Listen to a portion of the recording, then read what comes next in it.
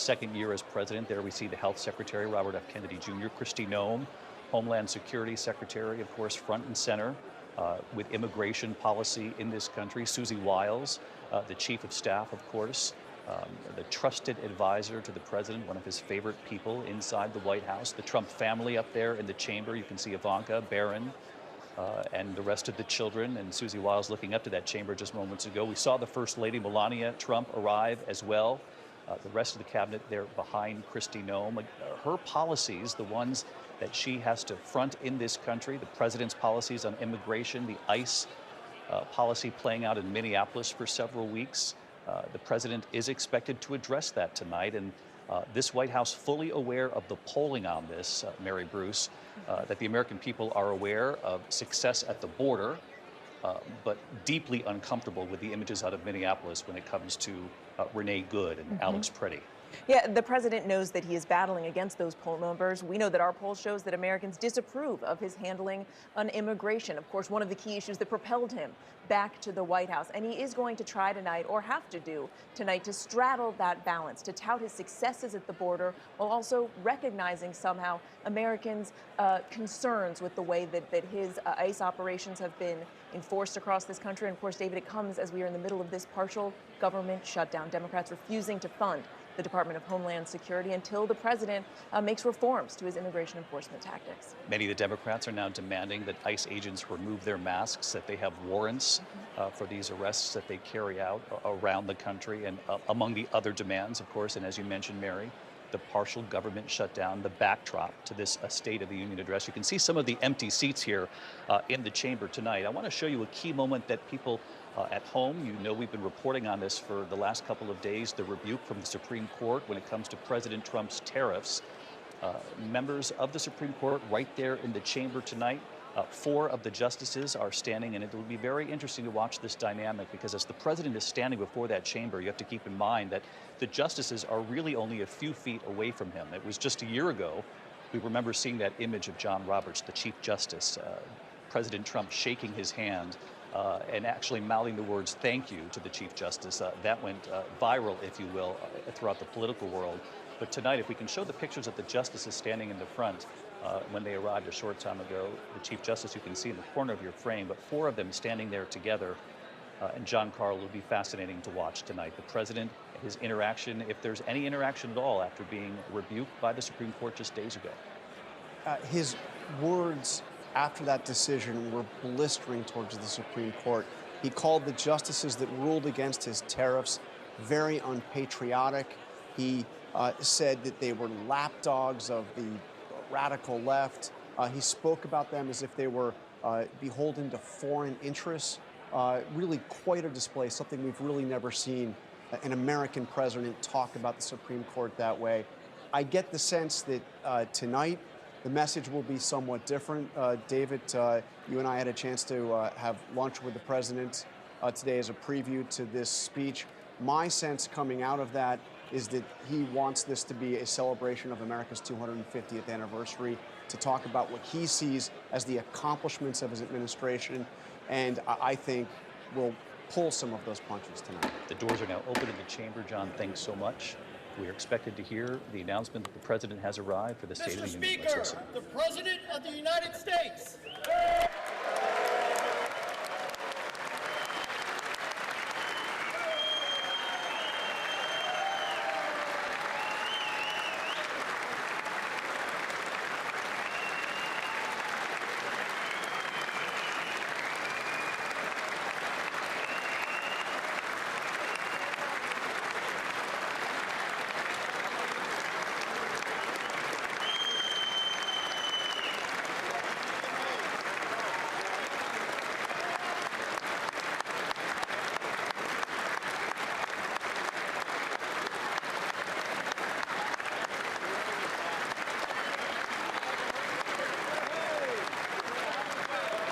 You see the president has entered the chamber. He knows this moment is a pivotal moment for him. He was saying, and we should point out, John took us behind the scenes here, it is customary for the anchors of the networks and some of the cable news hosts to be invited to the White House under Republican presidents, under Democrat presidents. on the day of the State of the Union. The president did invite a few of us for lunch, and he made it very clear that he will address the economy tonight. Obviously, the polls, this White House, very aware of his handling of the economy in terms of the American people, that they can look at the stock market, but also can look at their grocery bills and recognize that they're not feeling this quite yet. You can see the very warm welcome that he's getting from his Republican colleagues there in the chamber. Let's go right to Rachel Scott, who's also in the chamber tonight. And Rachel, what do you make of what you see so far? And are there empty seats, as had been predicted by many of the Democrats who said they might sit this one out? Well, David, I've covered several State of the Unions from this very seat up here in the gallery in the House chamber. There are far fewer Democrats tonight than there have been in years past. And David, what is notable right now as I'm watching the president, look at this, Al Green, Congressman Al Green holding up a sign. I believe I'm looking at it right now. It said something in reference to apes. Black people are not apes, in reference to that post that the president had on his social media account, a racist post that was offensive. That clearly a sign of protest there. Also notable as the president's making his way down toward the Supreme Court justices, David, is some Democrats didn't even bother to turn around as the president entered the House chamber tonight. And Democratic leadership, notably Hakeem Jeffries, was seated. We just saw the president obviously shake the Chief Justice's hand. There's Justice Elena Kagan, Brett Kavanaugh, Amy Coney Barrett. Of course, he chose Amy Coney Barrett for the bench. She was one of the justices who did not vote in his favor and did not shake her hand there. Did interact with the Chief Justice, but then with none of the other justices. And John Carl, this was a question for the president today. Obviously didn't want to go on the record, didn't offer any answer to us. But it was clear to us at the White House that he didn't quite know how he was going to handle the justices when he got there tonight. Yeah, interesting, that shake, very quick shake with John Roberts, and then going right by Amy Coney Barrett, who he put on the court. Of course, we should point out Chief Justice John Roberts, instrumental in that decision as well. He wrote the decision. Choosing to interact only with the Chief Justice. But Trump felt particularly betrayed by the justices that he put on the court that ruled against him. Neil Gorsuch included in that, though Neil Gorsuch, Justice Gorsuch, not there this evening, along with the other justices who are not there. By the way, the four justices who did come for tonight's State of the Union are the same four who were here a year ago for the joint address to Congress.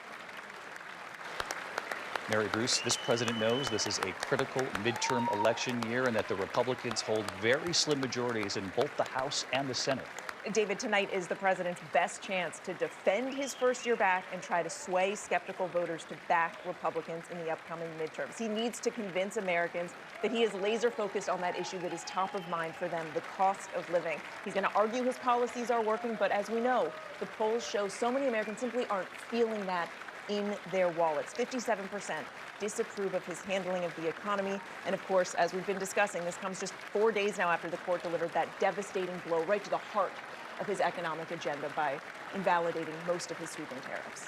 This term, affordability, really gets under his skin. He has said on the one hand, I've won on affordability, and on the other, says this affordability crisis was created by my predecessor. So it'll be curious to see how he tackles affordability and what the American people are feeling at the grocery store and costs of utilities and housing and what have you. I just want to point your attention at home. Members of Congress, I have the high privilege and distinct honor of presenting to you the President of the United States. There you have it, the Speaker of the House with George Washington's gavel tonight, introducing President Trump. Let's listen.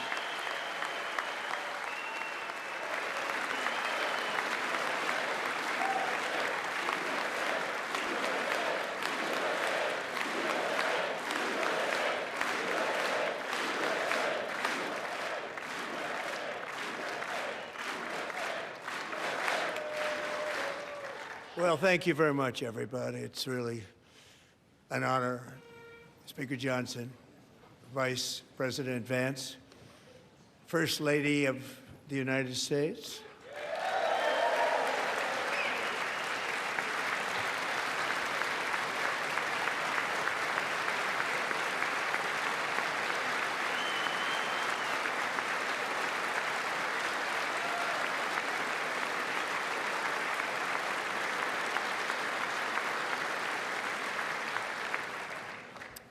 Second Lady of the United States,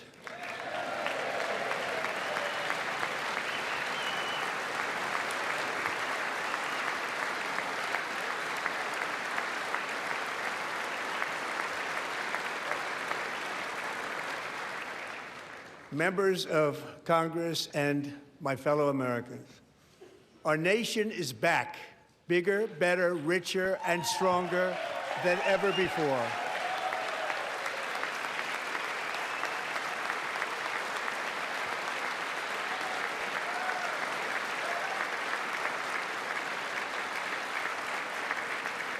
Less than 5 months from now, our country will celebrate an epic milestone in American history, the 250th anniversary of our glorious American independence.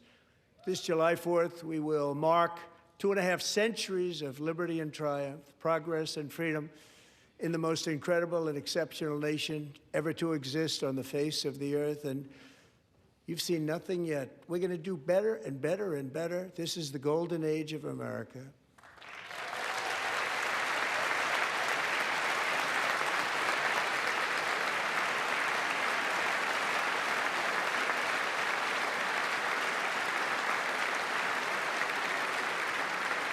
When I last spoke in this chamber 12 months ago, I had just inherited a nation in crisis with a stagnant economy, inflation at record levels, a wide open border, horrendous recruitment for military and police, rampant crime at home, and wars and chaos all over the world.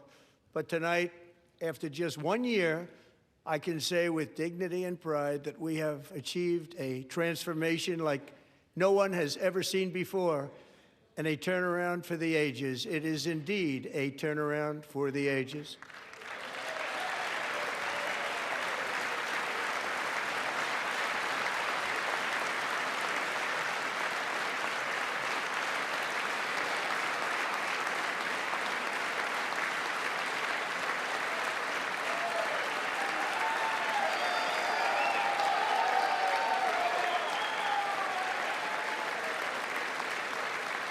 And we will never go back to where we were just a very short time ago. We're not going back. Today, our border is secure.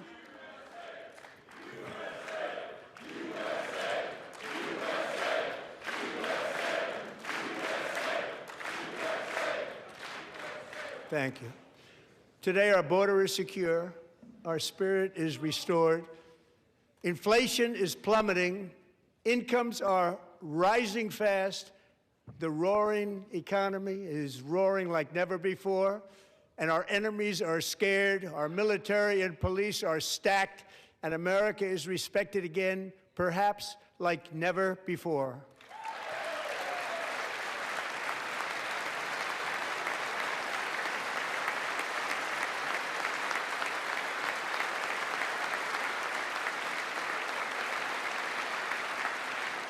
After 4 years in which millions and millions of illegal aliens poured across our borders, totally unvetted and unchecked, we now have the strongest and most secure border in American history by far.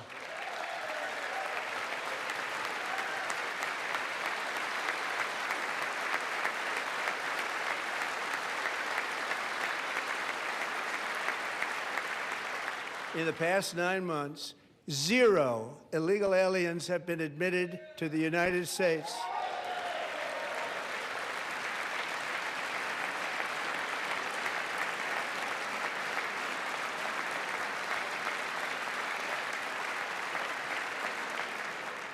But we will always allow people to come in legally, people that will love our country and will work hard to maintain our country.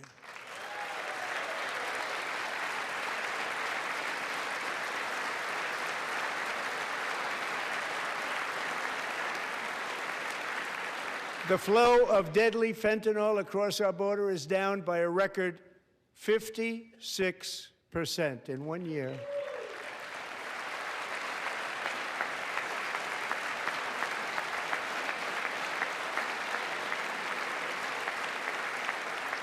And last year, the murder rate saw its single largest decline in recorded history. This is the biggest decline, think of it, in recorded history, the lowest number in over 125 years, year 1900. In fact, substantially before my wonderful father, I had a wonderful father, Fred, before he was born, substantially before he was born.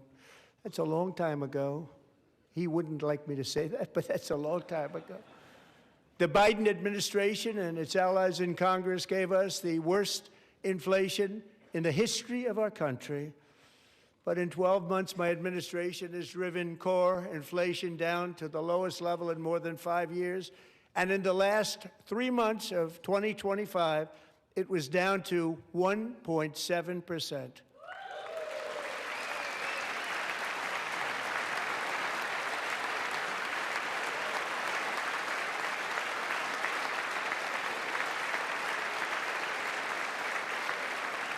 Gasoline, which reached a peak of over $6 a gallon in some states under my predecessor, it was quite honestly a disaster, is now below $2.30 a gallon in most states, and in some places, $1.99 a gallon. And when I visited the great state of Iowa just a few weeks ago, I even saw $1.85 a gallon for gasoline.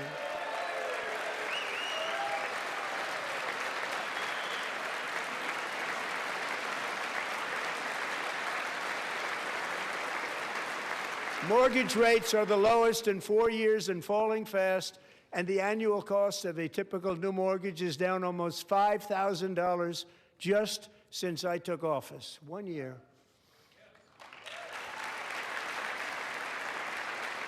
And low interest rates will solve the Biden-created housing problem while at the same time protecting the values of those people who already own a house that really feel rich for the first time in their lives. We want to protect those values. We want to keep those values up. We're going to do both.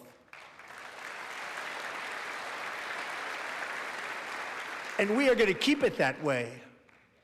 The stock market has set 53 all-time record highs since the election. Think of that, 1 year. Boosting pensions, 401ks, and retirement accounts for the millions and millions of Americans. They're all gaining. Everybody's up, way up. In 4 long years, the last administration got less than $1 trillion in new investment in the United States. And when I say less, substantially less.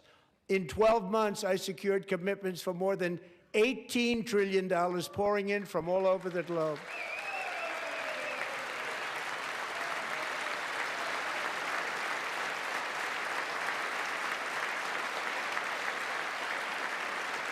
Think of it, much less than $1 trillion for 4 years versus much more than $18 trillion for 1 year. What a difference a president makes. A short time ago, we were a dead country. Now we are the hottest country anywhere in the world, the hottest.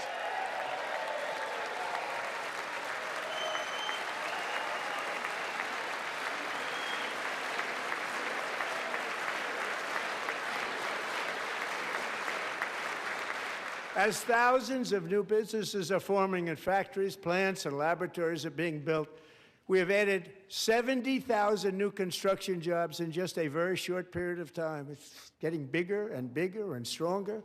Nobody can believe what they're watching. American oil production is up by more than 600,000 barrels a day, and we just received from our new friend and partner, Venezuela, more than 80 million barrels of oil.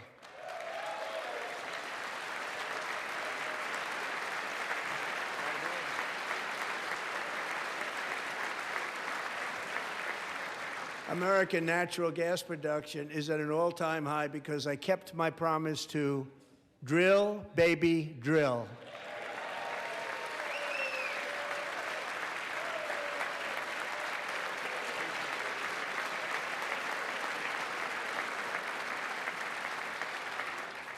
More Americans are working today than at any time in the history of our country. Think about that. Any time in the history of our country, more working today. And 100% of all jobs created under my administration have been in the private sector.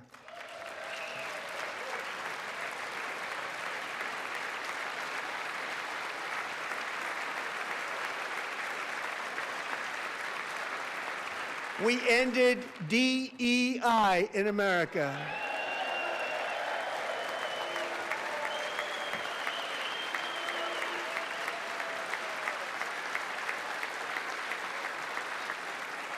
We cut a record number of job-killing regulations, and in 1 year, we have lifted 2.4 million Americans, a record, off of food stamps.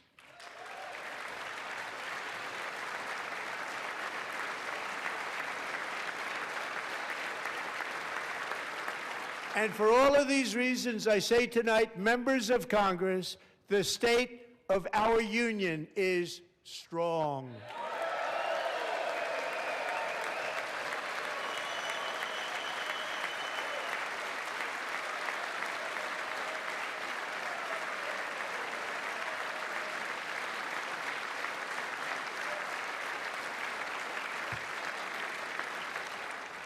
Our country is winning again. In fact, we're winning so much that we really don't know what to do about it. People are asking me, please, please, please, Mr. President, we're winning too much. We can't take it anymore. We're not used to winning in our country. Until you came along, we're just always losing, but now we're winning too much. And I say, no, no, no, you're going to win again. You're going to win big. You're going to win bigger than ever. And to prove that point, here with us tonight is a group of winners who just made the entire nation proud. The men's gold medal Olympic hockey team. Come on in.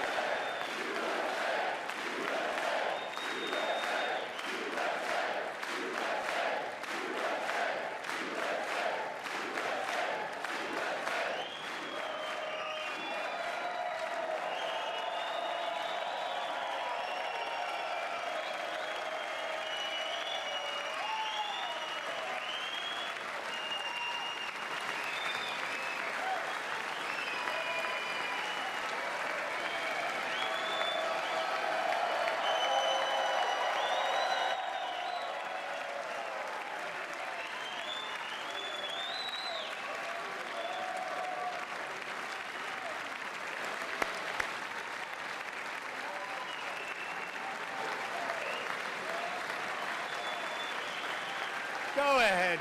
They do.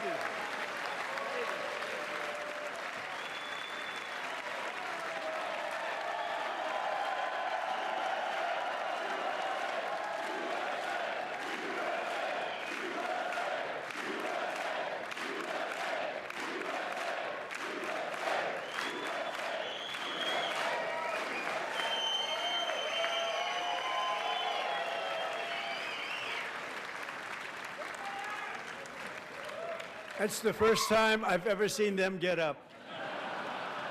And actually, not all of them did get up. But they beat a fantastic Canadian team in overtime, as everybody saw, as did the American women who will soon be coming to the White House.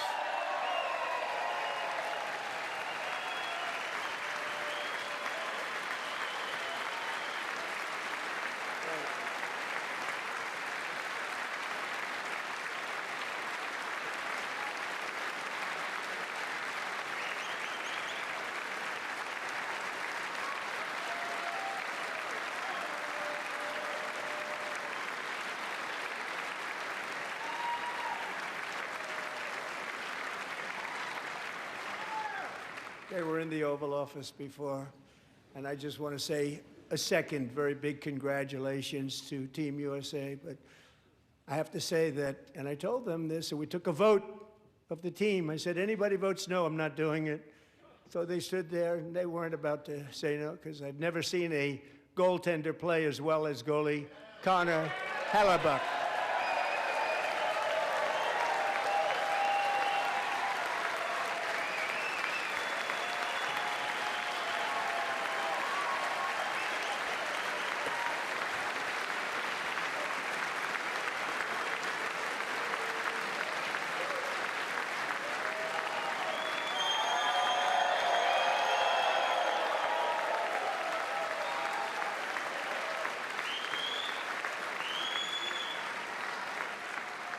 Think of it, 46 shots on goal, and I asked him, the one shot, the one where you put your stick in the back and it hit the neck of your stick and bounced off, do you practice that, or was that a little lucky?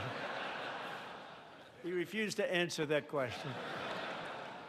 But I just want to tell you that the members of this great hockey squad will be very happy to hear, based on their vote and my vote, and in this case my vote was more important, that I will soon be presenting Connor with our highest civilian honor, which we will be given and which has been given to many athletes over the years.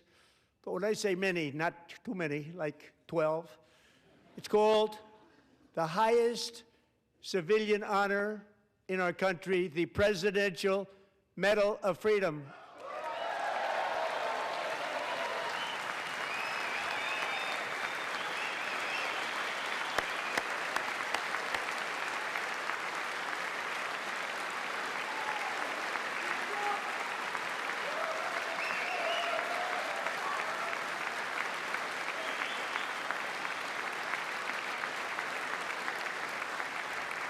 Great athletes have gotten that, very great, the best, and I thought he deserved it. And I did take a vote, every single one of them. I said, I'm not giving it if anybody goes no, and every single one of them rapidly put up their hand. So I want to thank you. What a special job you did. What special champions you are. Thank you very much.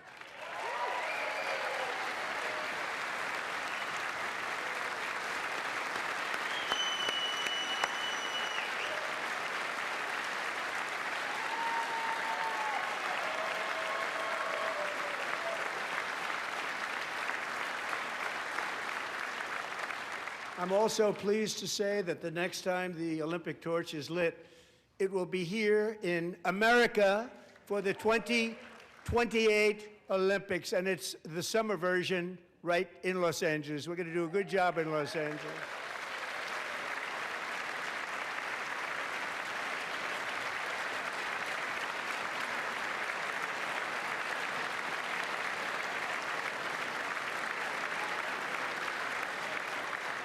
And Los Angeles is going to be safe, just like Washington, D.C. is now one of the safest cities in the country.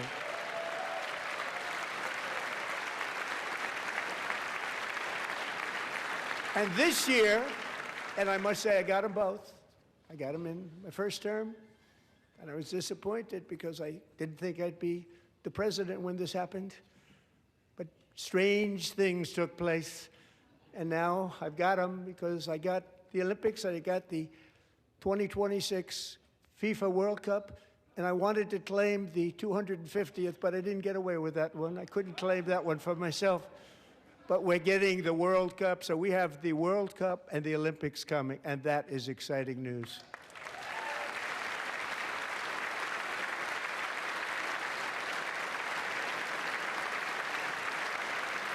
So this will be a year to celebrate our country and the heroes who have kept it free.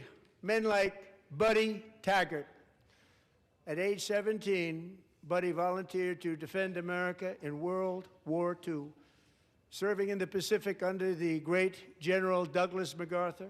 He fought bravely in the famous Battle of Manila, worked so hard. He was badly wounded and almost killed by enemy machine guns in Luzon. And 81 years ago this month, he liberated the largest internment camp in the Philippines, one of the largest anywhere in the world.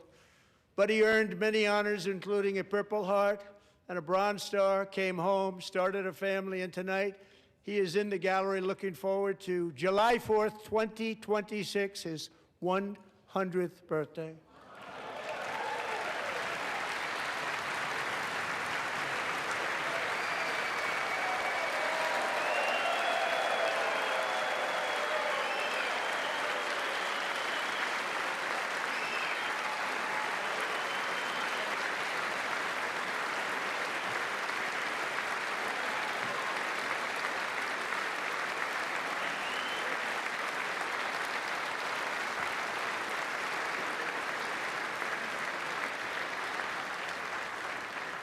So, Buddy, you're a brave man, and we salute you.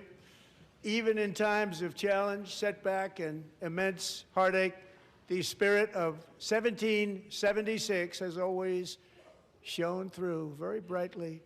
It was July 4th of last year when floodwaters tore through a girls' summer camp in Central Texas, one of the worst things I've ever seen. I was there, rising 26 feet in the matter of minutes, tragically claiming many, many lives. You all remember that one?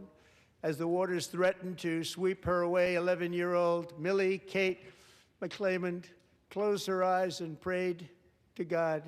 She thought she was going to die. Those prayers were answered when Coast Guard rescue swimmer Scott Ruskin descended from a helicopter above. Nobody knew where he came from. It was Scott's first ever rescue mission, a young guy, but very brave, very, very top, always top in his class, and he lifted not just Millie Kate, but 164 others to safety.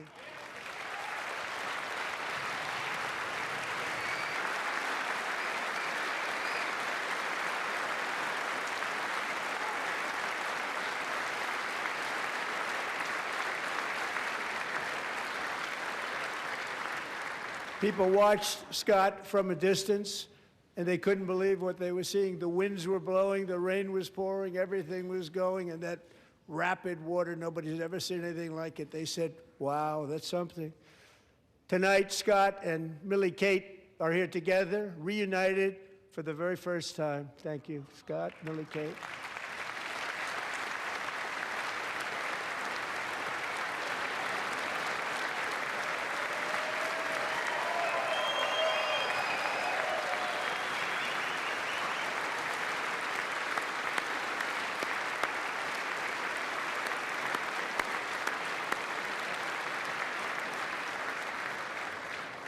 And Petty Officer Ruskin, I'm pleased to inform you that I am now awarding you the Legion of Merit for extraordinary heroism, which is what it was, extraordinary heroism. Thank you.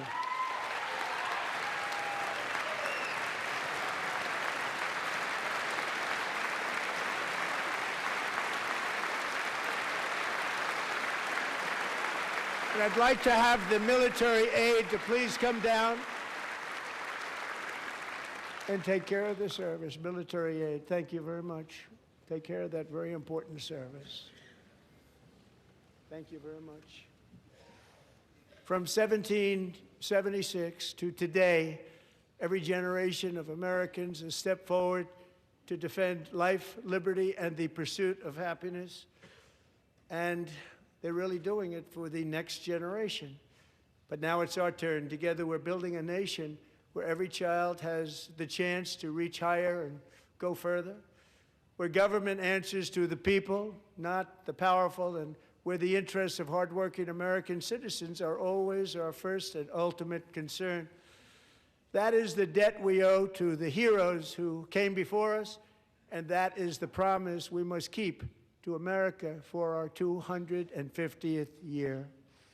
Last year, I urged this Congress to begin the mission by passing the largest tax cuts in American history, and our Republican majorities delivered so beautifully. Thank you, Republicans.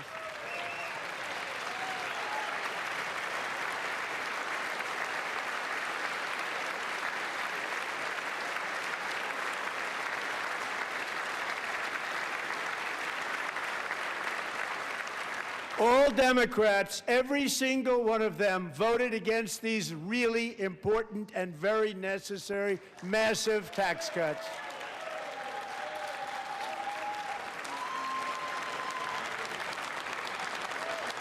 They wanted large-scale tax increases to hurt the people instead.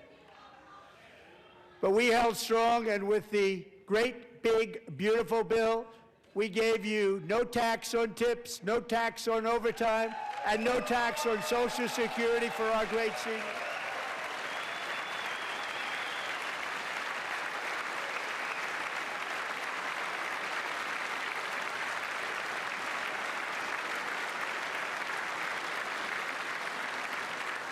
And we also made interest on auto loans tax deductible the first time, but only if the car is made in America.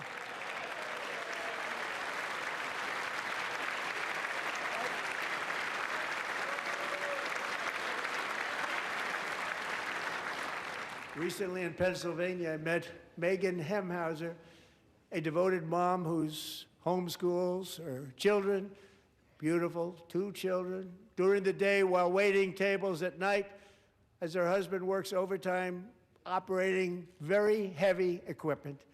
Megan is here this evening, and she's happy to tell you that she is so much richer because with no tax on tips, no tax on overtime, and her expanded child tax credit done again by Republicans, Megan and her husband will take home more than $5,000 extra just for the year, cutting her tax bill in more than half.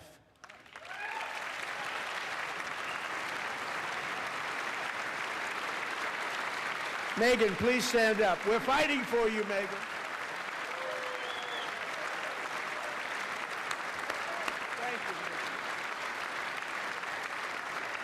Thank you, Megan. We're fighting for you, Megan.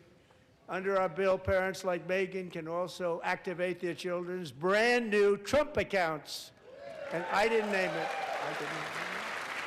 I did not name that.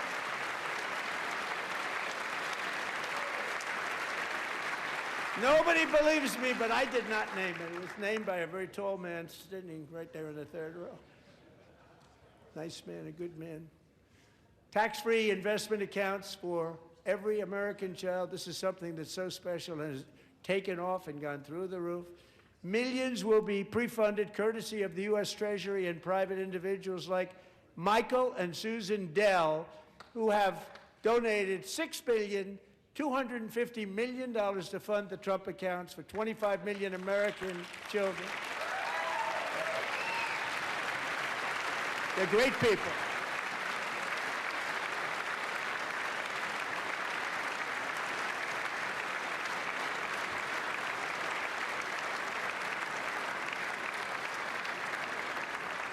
When I asked Michael Dell, how do you make all that money? He said, well, I just sat on my dorm in school, and I made computers, and I'd sell them to people.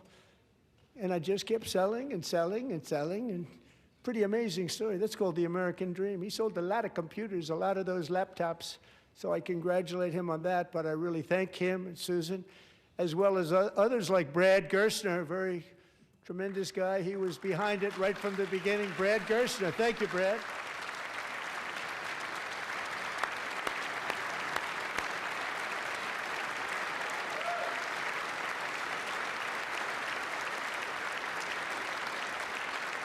So with modest additional contributions, these young people's accounts could grow to over $100,000 or more by the time they turn 18. Think of it, how much money is that for somebody that started with nothing? Over 100,000, could be much more than that. To make this investment in our children's future, go to trumpaccounts.gov, trumpaccounts.gov. And a lot of people are doing it. It's setting every record in the book. It's popular. They knew what it was going to take. I'm so proud of them. I'm so proud of the people that got it started.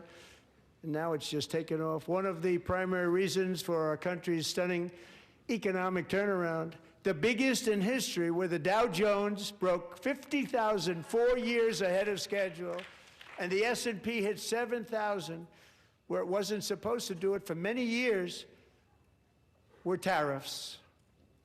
I used these tariffs, took in hundreds of billions of dollars to make great deals for our country, both economically and on a national security basis. Everything was working well. Countries that were ripping us off for decades are now paying us hundreds of billions of dollars. They were ripping us so badly, you all know that. Everybody knows it. Even the Democrats know it. They just don't want to say it. And yet these countries are now happy, and so are we. We made deals. The deals are all done. And they're happy. They're not making money like they used to, but we're making a lot of money.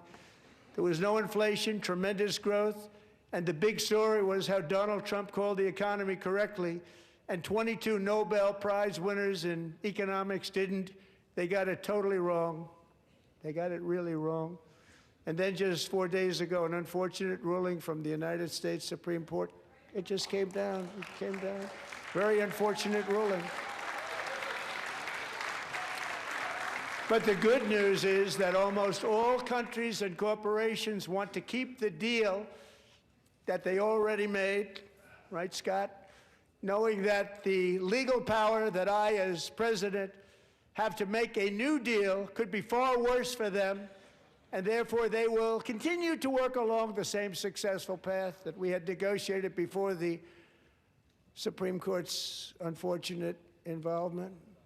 So despite the disappointing ruling, these powerful, country-saving, it's saving our country, the kind of money we're taking in, peace-protecting. Many of the wars I settled was because of the threat of tariffs. I wouldn't have been able to settle them without. Will remain in place under fully approved and tested alternative legal statutes. And they have been tested for a long time. They're a little more complex, but they're actually probably better, leading to a solution that will be even stronger than before. Congressional action will not be necessary. It's already time-tested and approved.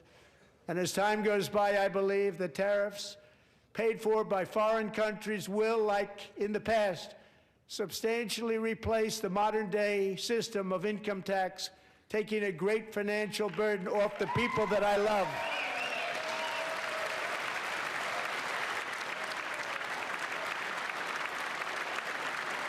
Right?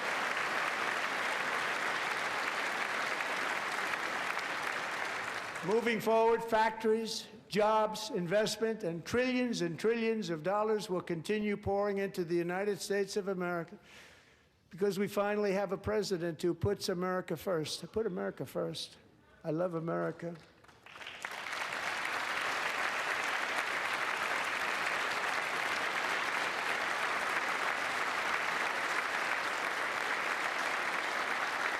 For decades before I came along, we had the exact opposite. From trade to healthcare, from energy to immigration, everything was stolen and rigged in order to drain the wealth out of the productive, hardworking people who make our country great, who make our country run. Under Biden and his corrupt partners in Congress and beyond, it reached a breaking point with the Green New scam, open borders for everyone. They poured in by the millions and millions from prisons, from mental institutions. They were murderers, 11,888 murders. They came into our country. You allowed that to happen. And record-setting inflation that cost the typical family $34,000 in just a speck of time. Now the same people in this chamber who voted for those disasters suddenly use the word affordability, a word. They just used it. Somebody gave it to them, knowing full well that they caused and created the increased prices that all of our citizens had to endure. You caused that problem. You caused that problem.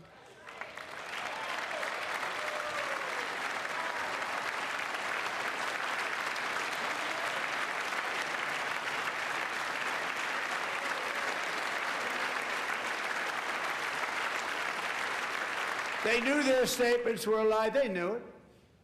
They knew their statements were a dirty, rotten lie. Their policies created the high prices. Our policies are rapidly ending them. We are doing really well. Those prices are plummeting downward.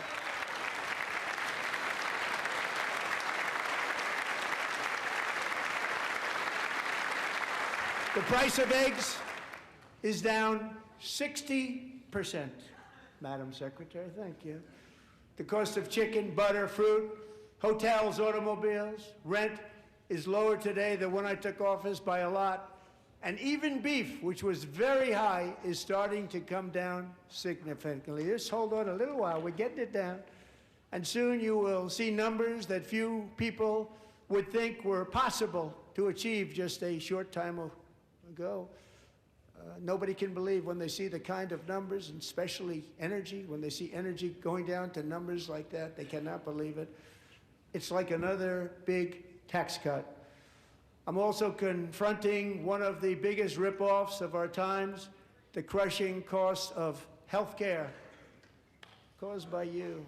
Since the passage of the Unaffordable Care Act, sometimes referred to as Obamacare, big insurance company that's gotten rich. It was meant for the insurance companies, not for the people. With our government giving them hundreds and hundreds of billions of dollars a year as their stock prices soared 1,000, 1,200, 1,400, and even 1,700%, like nothing else. That's why I introduced the great health care plan. I want to stop all payments to big insurance companies and instead give that money directly to the people so they can buy their own health care, which will be better health care at a much lower cost.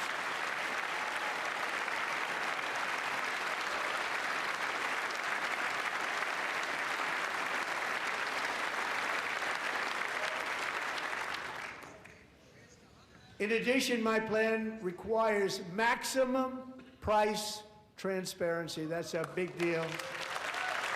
Sounds so simple, so big.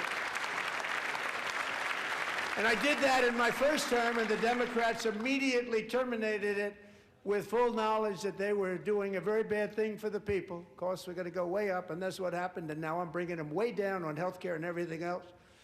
I'm also ending the wildly inflated cost of prescription drugs like has never happened before.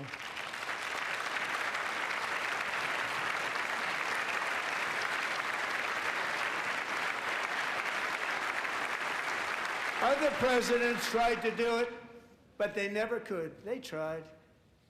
Most didn't try, actually. But they tried. They said they tried. They couldn't do it. They didn't even come close. They were all talk and no action, but I got it done. Under my just enacted most favored nation agreements, Americans who have for decades paid by far the highest prices of any nation anywhere in the world for prescription drugs will now pay the lowest price anywhere in the world for drugs. Anywhere, the lowest price.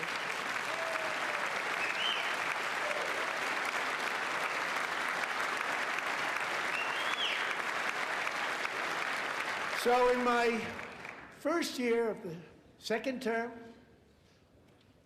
should be my third term, but strange things happen.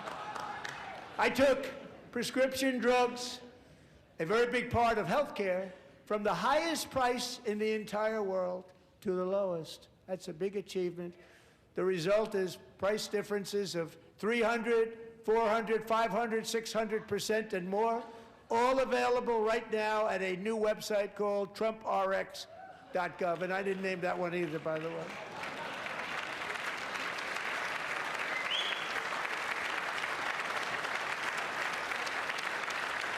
And here tonight is the very first customer ever to get that big discount, and it is big, Catherine Rayner. For 5 years, she and her husband have struggled with infertility, and they turned to IVF. One drug has been costing Catherine $4,000 to purchase, but a few weeks ago, she logged onto the TrumpRx website and got that same drug that cost $4,000, got it for under $500. A reduction of much more, actually, than $3,500. Catherine, we are all praying for you, and you're going to be a great mom.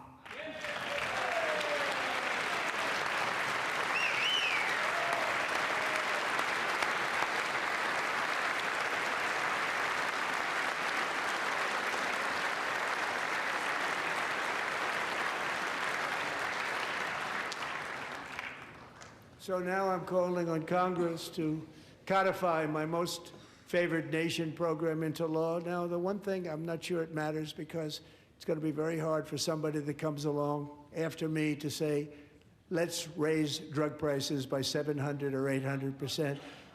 But John and Mike, if you don't mind, codify it anyway. They may do it. Codify it anyway. Thank you. Many Americans are also concerned that energy demand from AI data centers could unfairly drive up their electric utility bills.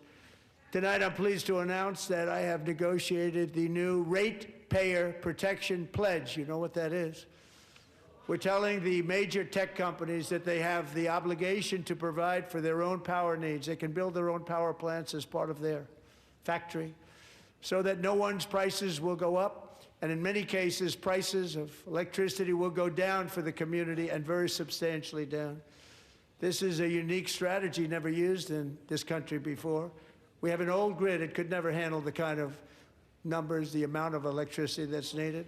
So I'm telling them they can build their own plant. They're going to produce their own electricity.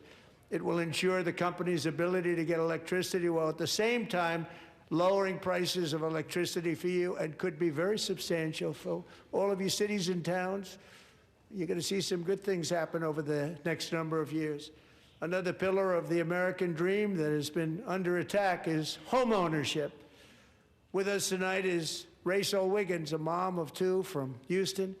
She placed bids on 20 homes and lost all of those bids to gigantic investment firms that bypassed inspection, paid all cash, and turned those houses into rentals, stealing away her American dream. She was devastated. Stories like this are why last month I signed executive order to ban large Wall Street investment firms from buying up in the thousands single-family homes.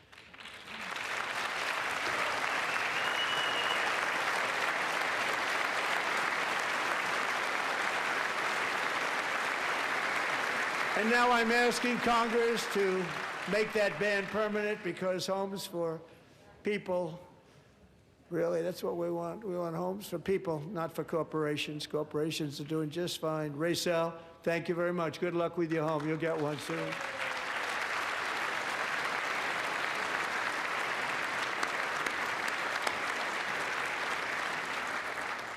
We're also working to make it easier for Americans to save for retirement. And under this administration, we will always protect Social Security and Medicare. They are not protecting it for our seniors. We will always protect Social Security, Medicare, Medicaid.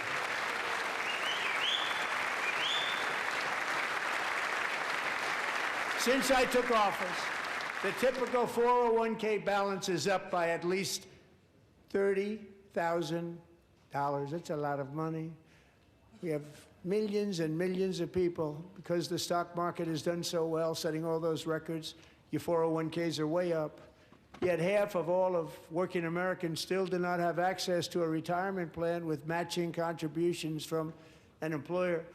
To remedy this gross disparity, I'm announcing that next year my administration will give these often forgotten American workers, great people, the people that built our country, access to the same type of retirement plan offered to every federal worker.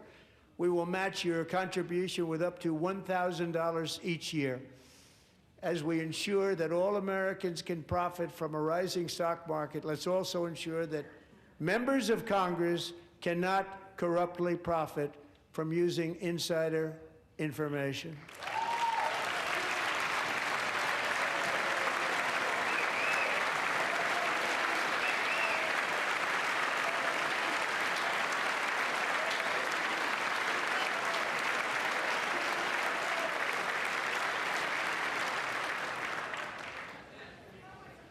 They stood up for that. I can't believe it. I can't believe it. Did Nancy Pelosi stand up if she's here? Doubt it. Pass the Stop Insider Trading Act without delay.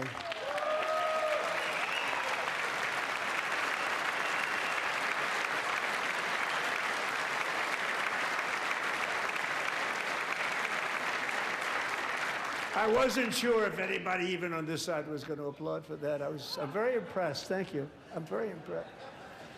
But when it comes to the corruption that is plundering, it's plundering America. There's been no more stunning example than Minnesota, where members of the Somali community have pillaged an estimated $19 billion from the American taxpayer. Oh, we have all the information. And in actuality, the number is much higher than that. And California, Massachusetts, Maine, and many other states are even worse. This is the kind of corruption that shreds the fabric of a nation, and we are working on it like you wouldn't believe. So tonight, although started 4 months ago, I am officially announcing the war on fraud to be led by our great Vice President, J.D. Vance.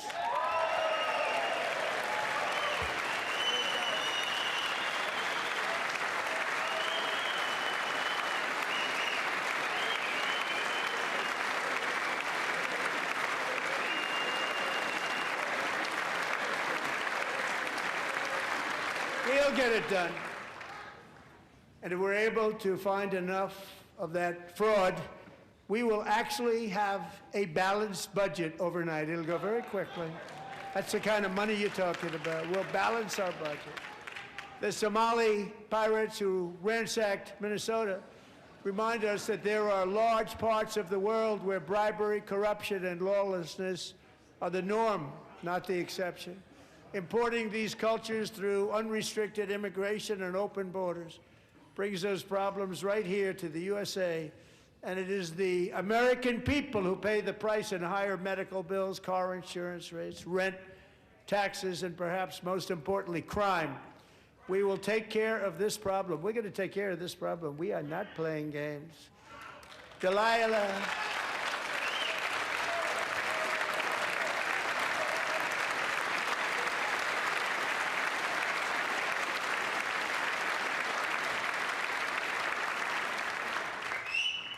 Delilah Coleman was only 5 years old in June 2024 when a 18-wheel tractor trailer plowed into her stopped car traveling at 60 miles an hour or more. The driver was an illegal alien let in by Joe Biden and given a commercial driver's license by open borders politicians in California. Doctors said Delilah would never be able to walk or talk, have a good life. She wouldn't even be able to eat again. But against all odds, she is now in the first grade learning to walk. And she's here this evening with her dad, Marcus, a fantastic man. Delilah, please, you are a great inspiration. Please stand up.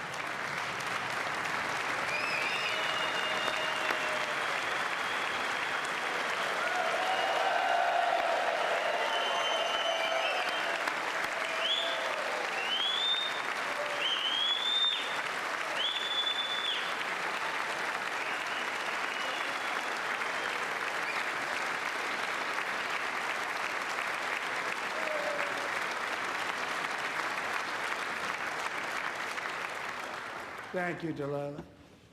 Many, if not most, illegal aliens do not speak English and cannot read even the most basic road signs as to direction, speed, danger, or location. That's why tonight I'm calling on Congress to pass what we will call the Delilah Law, barring any state from granting commercial driver's licenses to illegal aliens.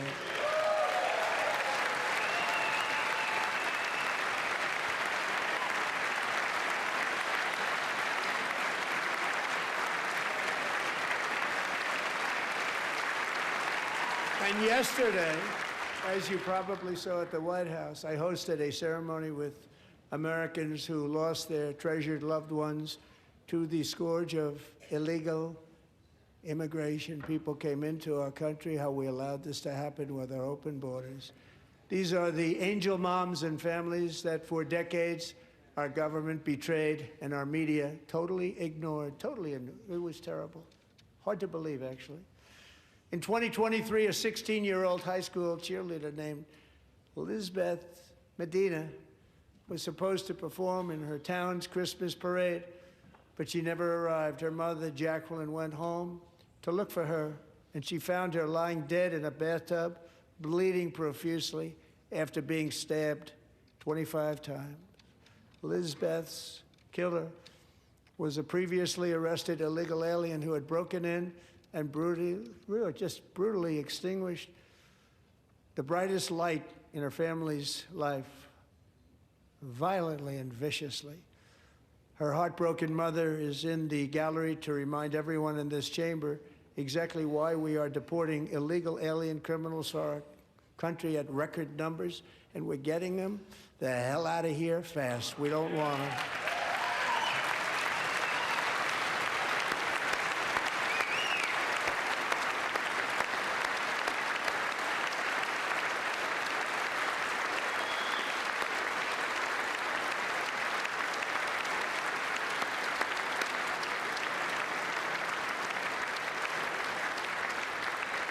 Thank you very much, Jacqueline. Thank you.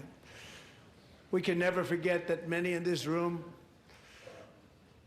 not only allowed the border invasion to happen before I got involved, but indeed they would do it all over again, if they ever had the chance. If they ever got elected, they would open up those borders to some of the worst criminals anywhere in the world. The only thing standing between Americans and a wide open border right now is President Donald J. Trump and our great Republican patriots in Congress. Thank you. Thank you.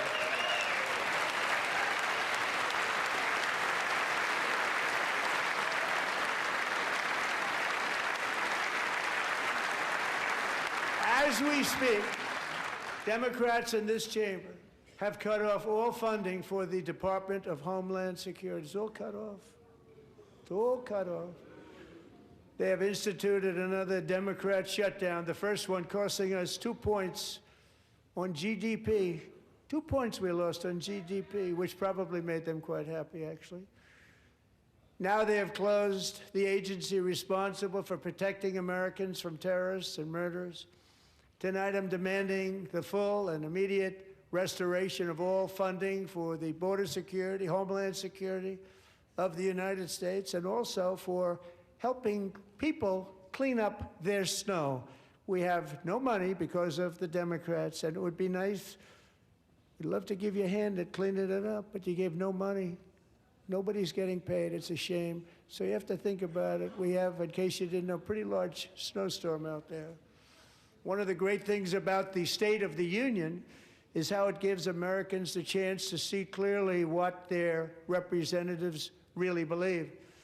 So tonight I'm inviting every legislator to join with my administration in reaffirming a fundamental principle. If you agree with this statement, then stand up and show your support. The first duty of the American government is to protect American citizens, not illegal aliens.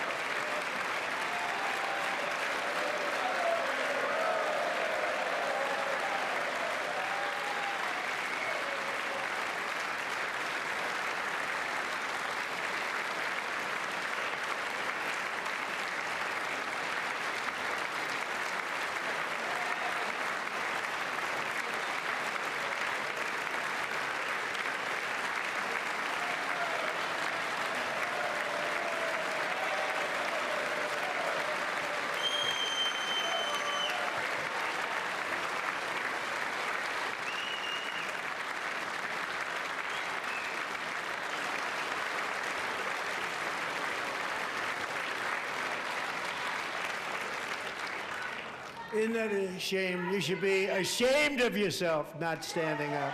You should be ashamed of yourself.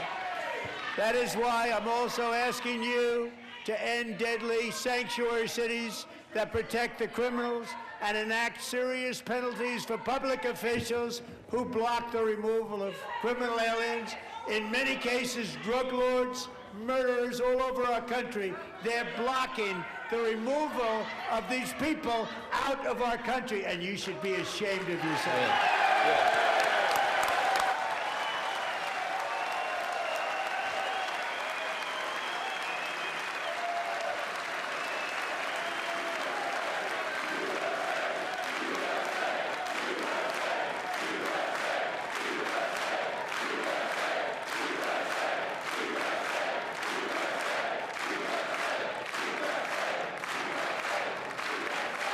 And perhaps most importantly, I'm asking you to approve the Save America Act.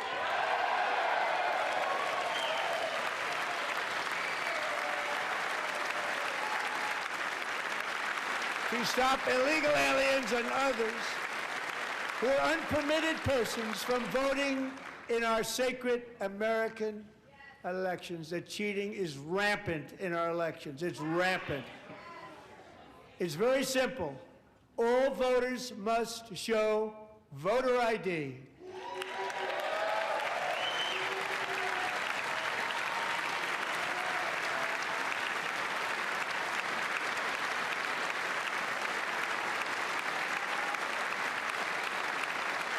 All voters must show proof of citizenship in order to vote.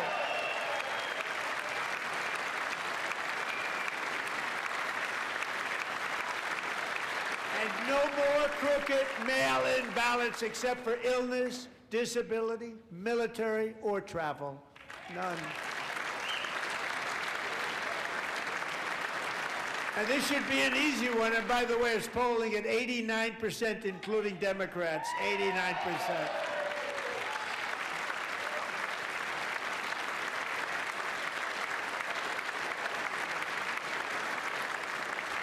And even the new communist mayor of New York City, I think he's a nice guy, actually.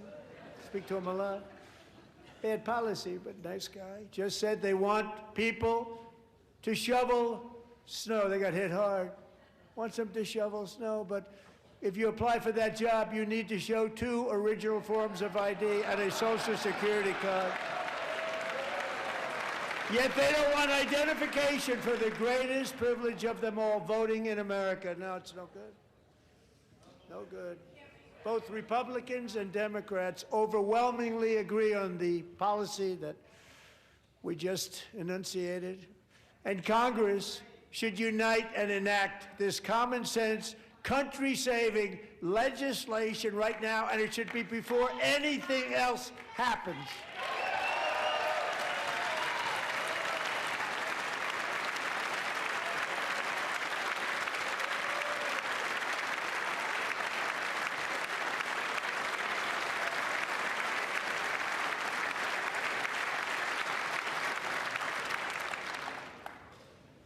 And the reason they don't want to do it, why would anybody not want voter ID? One reason, because they want to cheat. There's only one reason. They make up all excuses. They say it's racist. They come up with things you almost say, what imagination they have. They want to cheat. They have cheated. And their policy is so bad that the only way they can get elected is to cheat. And we're going to stop it. We have to stop it, John.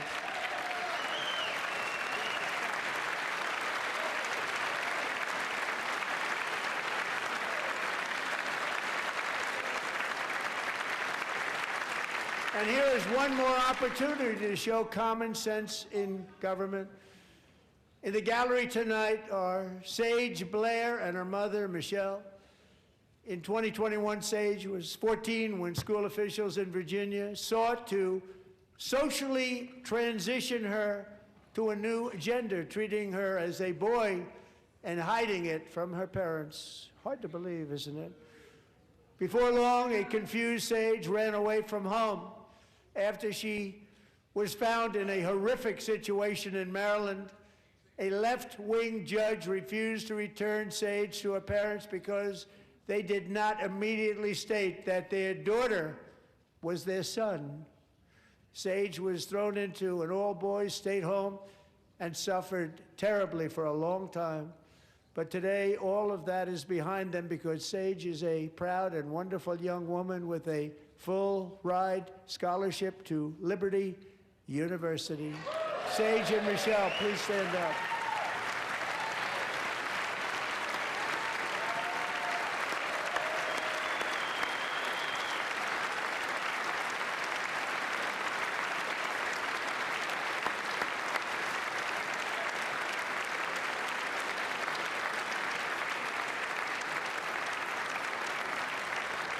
And thank you for your great bravery. And who can believe that we're even speaking about things like this?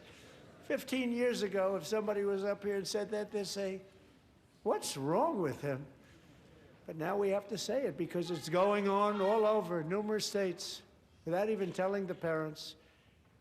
But surely we can all agree no state can be allowed to rip children from their parents' arms and transition them to a new gender against the parents' will. Who would believe that we've been talking about this? We must ban it, and we must ban it immediately.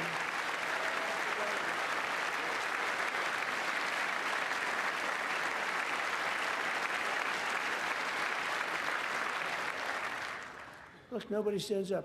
These people are crazy, I'm telling you. They're crazy.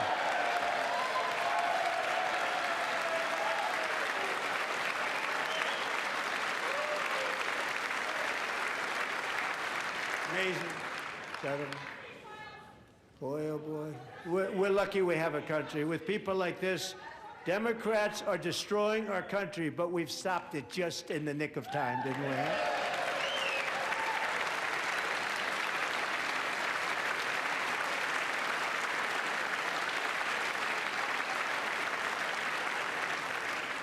No one cares more about protecting America's youth than our wonderful First Lady, now a movie star. She's a movie star. Can you believe it?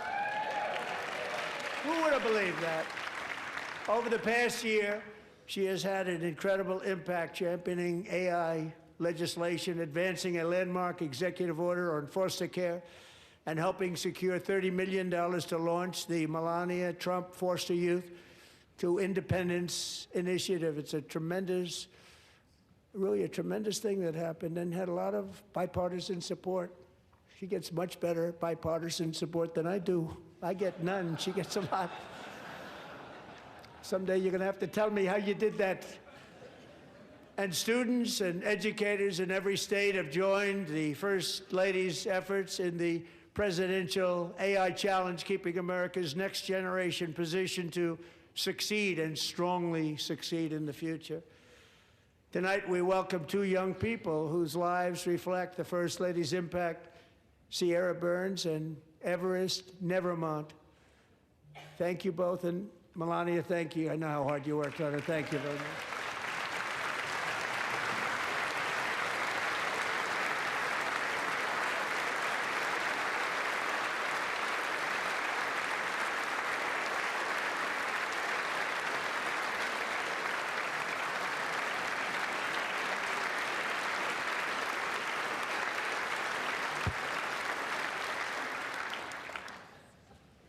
I'm very proud to say that during my time in office, both the first 4 years and in particular this last year, there has been a tremendous renewal in religion, faith, Christianity, and belief in God. Tremendous renewal.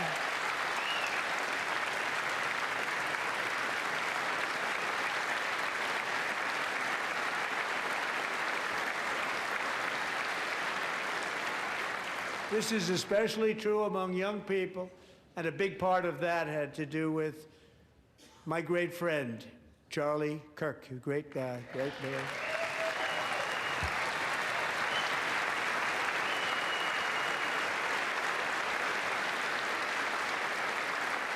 So last year, Charlie was violently murdered by an assassin and martyred, really martyred for his beliefs.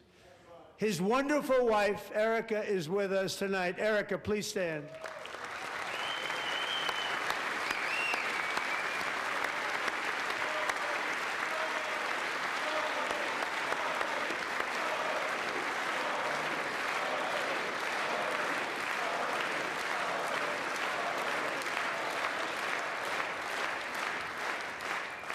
Thank you, Erica.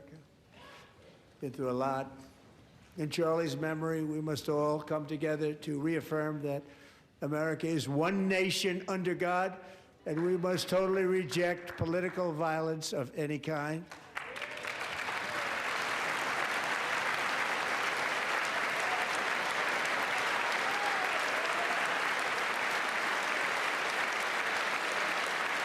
We love religion, and we love bringing it back, and it's coming back at levels that nobody actually thought possible. It's really a beautiful thing to see. Above all, unleashing America's promise requires keeping our communities safe.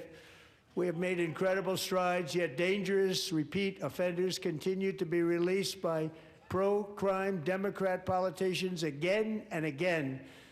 We are honored to be joined tonight by a woman who's been through hell, Anya Zarutska. In 2022, she and her beautiful daughter, so beautiful, what a beautiful young woman, Irina, fled war-torn Ukraine to live with relatives near Charlotte, North Carolina. And by the way, what's going on with Charlotte? Last summer, 23-year-old Irina was riding home on the train when a deranged monster who had been arrested over a dozen times and was released through no cash bail stood up and viciously slashed a knife through her neck and body. No one will ever forget. There were people on that train. No one will ever forget the expression of terror on Irina's face as she looked up at her attacker in the last seconds of her life. She died instantly. She had escaped a brutal war only to be slain by a hardened criminal, set free to kill in America, came in through open borders. Mrs. Zarutska, tonight I promise you we will ensure justice for your magnificent daughter, Irina.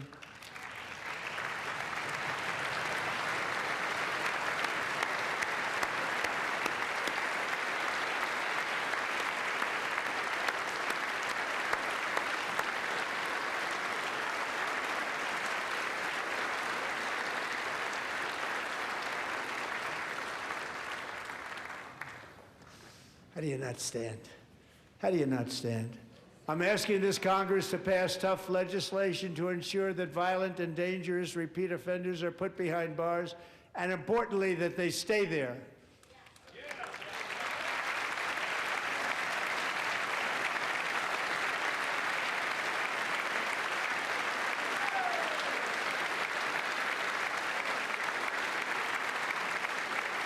Starting last summer, I deployed our National Guard and federal law enforcement to restore law and order to our most dangerous cities, including Memphis, Tennessee, big success, New Orleans, Louisiana, big success, and our nation's capital itself, Washington, D.C., where we have almost no crime anymore in Washington, D.C. How did that happen?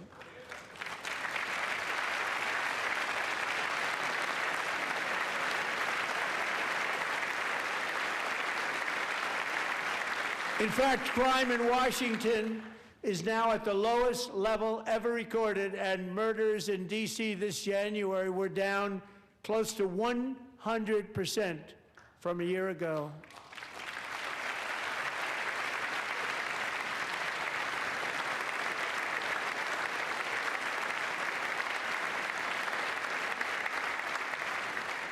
They don't like to hear that. One of the sick people, one of the brave service members who helped achieve this stunning turnaround was 20-year-old West Virginia Army National Guard Specialist Sarah Beckstrom.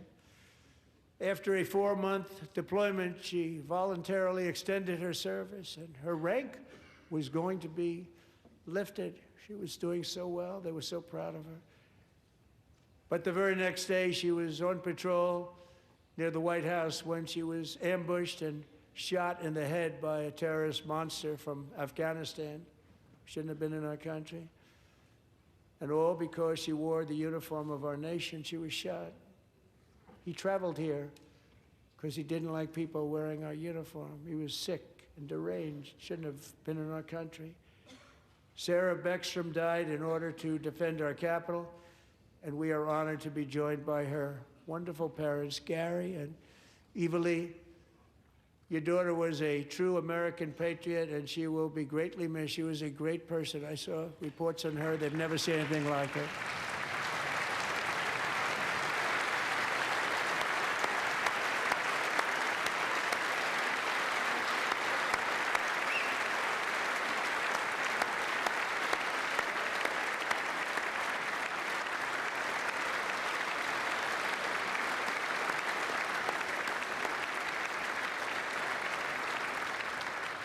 So sorry. Thank you very much.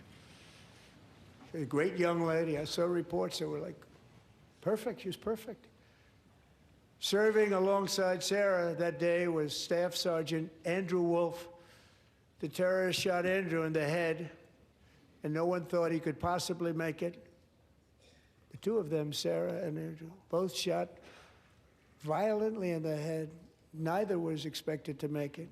They weren't even given a chance, except his wonderful mother, named Melody, who I spoke to the same night, and she was so positive. The doctors thought that Andrew was gone, but his mother said, no, no, Mr. President, Andrew will be fine. He's going to make it. I've never seen anything like it. I mean, he was given almost no chance. She said, I have no doubt, sir, he's going to be okay. This was a conversation that I had with her that night, with her son laying helplessly in bed, blood all over. Everybody is praying, she said, sir, he will be okay. The doctors didn't understand what she was saying, and after looking at the results of the damage done, neither did I. She was so strong and conclusive that even Andrew's great father felt she didn't really understand the gravity of the situation. But she turned out to be right. Right, Melody? She turned out to be right.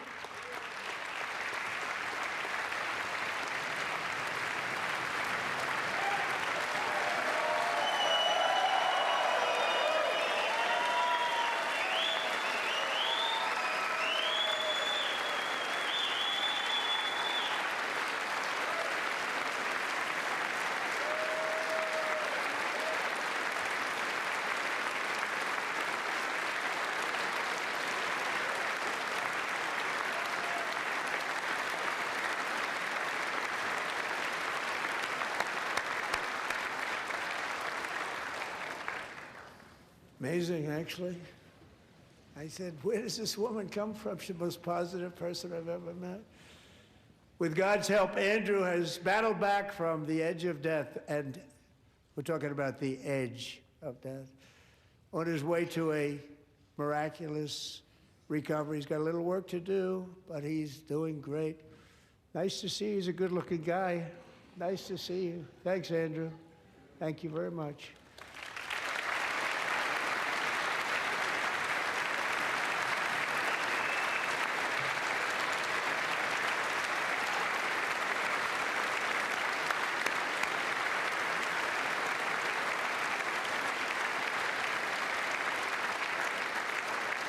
So, Andrew, while you're up, now I'm going to ask a highly respected General James Seward to present Staff Sergeant Andrew Wolf and the great family of Sarah Beckstrom with the award created by our late, great President George Washington himself. It's called the Purple Heart.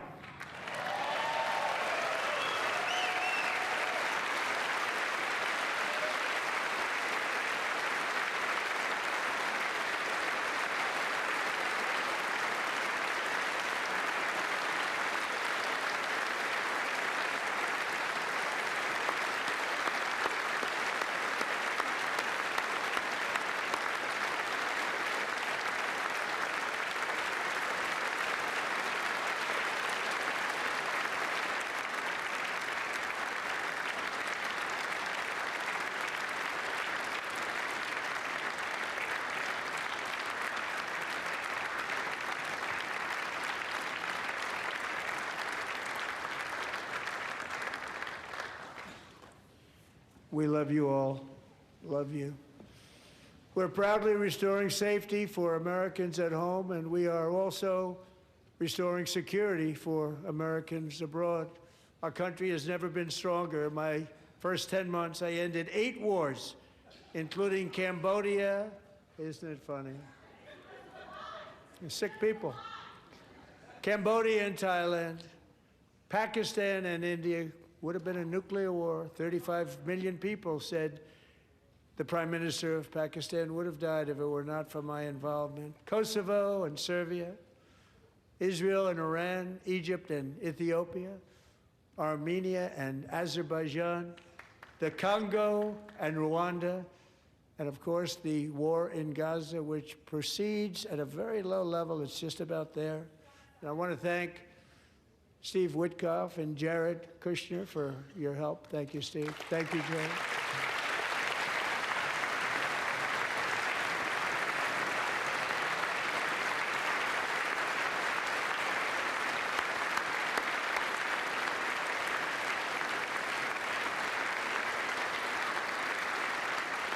And I also want to thank the man they report to, Secretary of State Marco Rubio. Thank you, Marco.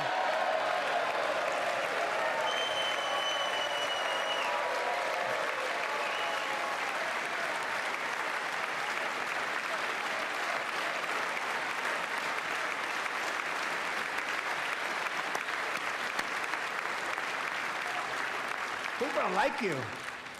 You know, Marco got 100% of the votes when he was in confirmation. I think our next one was about 54%. And some of the Democrats are now saying, I can't believe we approved that guy. And he said it's an honor that they feel that way, right, Marco? You have done a great job, great Secretary of State. I think he'll go down as the best ever.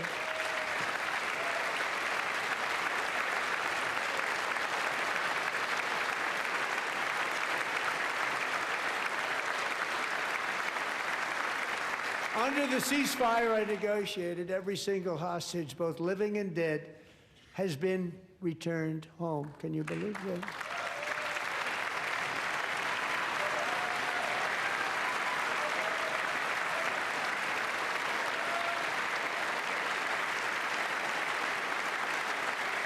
Nobody thought it was possible. Nobody thought that was possible. Both living and dead, and those parents who had a dead son, their boy, they'd always tell me their boy, they wanted him as much as though he were living. That was an amazing period of time. And they came back, and when we got all of the living hostages back, and many, many before them, but I always said those last 20 are going to be very tough, but we got many, many more, hundreds. But I said those last 20 are going to be tough. We got them back. But we only got back 14 or 15 of the dead of the 28. And believe it or not, Hamas worked along with Israel, and they dug and they dug and they dug. It's a tough thing to do, going through bodies all over, passing up 100 bodies sometimes for each one that they found. Tough job. And they finally got it back to 27. And then Steve and Jared, they got it back to 28. They found all 28. Nobody thought that was possible, but we did it. And I remember the family of the 28th. They were so grieved, but they were so happy as it's possible to be. They had their boy back. The mother said, "Sir, we have our boy back."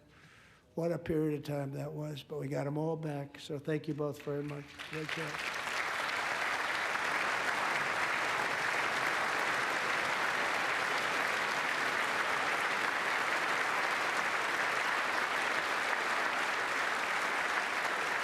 And we're working very hard to end the 9th war, the killing and slaughter between Russia and Ukraine, where 25,000 soldiers are dying each and every month. Think of that, 25,000 soldiers are dying a month.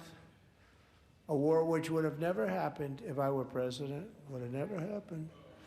As president, I will make peace wherever I can, but I will never hesitate to confront threats to America wherever we must. That's why in a breakthrough operation last June, the United States military obliterated Iran's nuclear weapons program with an attack on Iranian soil known as Operation Midnight Hammer.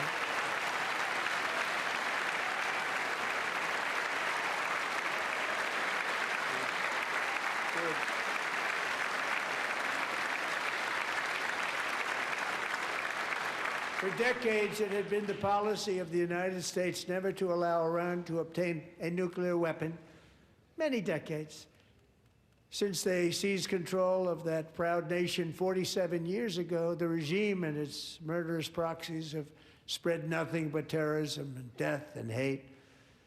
They've killed and maimed thousands of American service members and hundreds of thousands and even millions of people with what's called roadside bombs. They were the kings of the roadside bomb. And we took out Soleimani. I did that during my first term. Had a huge impact. He was the father of the roadside bomb.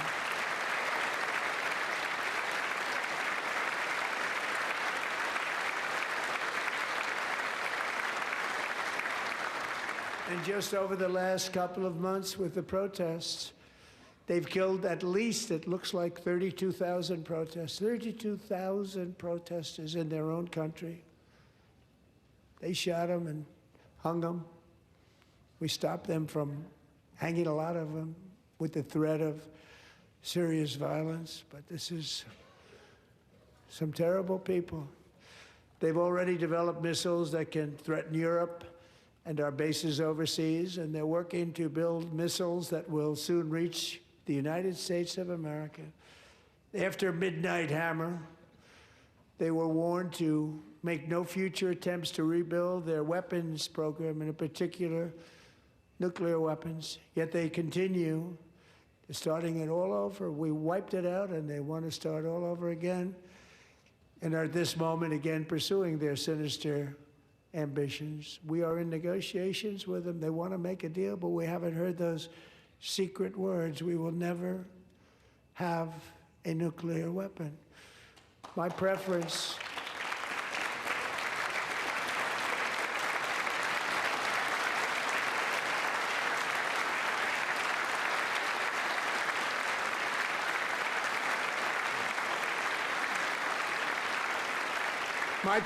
is to solve this problem through diplomacy. But one thing is certain, I will never allow the world's #1 sponsor of terror, which they are by far, to have a nuclear weapon. Can't let that happen.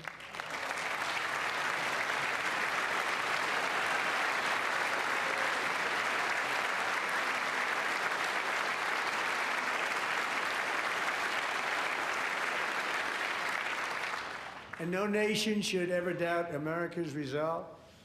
We have the most powerful military on earth. I rebuilt the military in my first term. We're going to continue to do so. Also, we just approved a $1 trillion budget. We have no choice. We have to be strong, because hopefully we will seldom have to use this great power that we built together. It's really called peace through strength, and it's been very, very effective.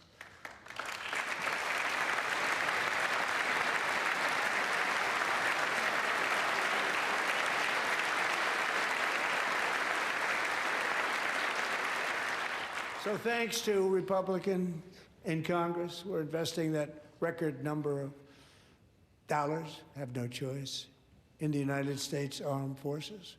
Also creating a lot of jobs, but we're not even doing it for that reason. Because as I said, we have more jobs, more people working today than ever before in the history of our country.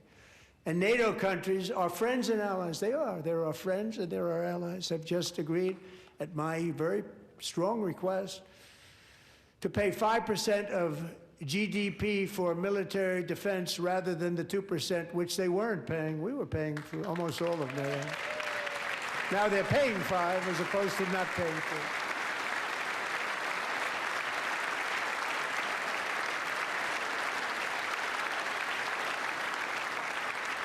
4. And getting that 5% was something which everyone said would never be done, could not happen. We got it really easily with one meeting. And big difference between 2% that's not paid. We were paying the freight of many of them. Very few were paid up. Now 5%, then they're paid. And everything we send over to Ukraine is sent through NATO, and they pay us in full. They pay us totally in full. Every branch of our armed forces is setting records for recruitment. This is so exciting. And every service member recently.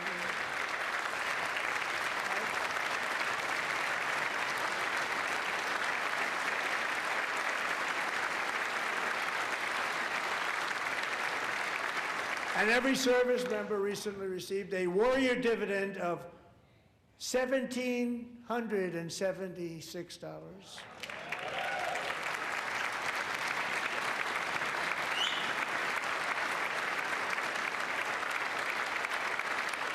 You know, they put it on my desk. We got the money from tariffs and other things, a lot of money we have. We have much more money than people understand. Have to rebuild that program a little bit, but it won't take long. But we got the money, and it was $1,775, and they wanted my approval. And I said, what's the number? $1,775. I said, wait a minute, for one more dollar, we can have $1,776. It's going to I said, we're going to figure that. I never asked anybody if we could afford it. $1 more. I said 1776. And I said, that's good. And I'll tell you what, our military, that was 4 months ago, our military, I never see a person in the military that doesn't thank me for it. So we're honored to do it. They deserve it. And we call it 1776. It was great. And we love our military. We love our law enforcement. We love our firemen. You know, the firemen don't get mentioned enough. We love our firemen. We're also...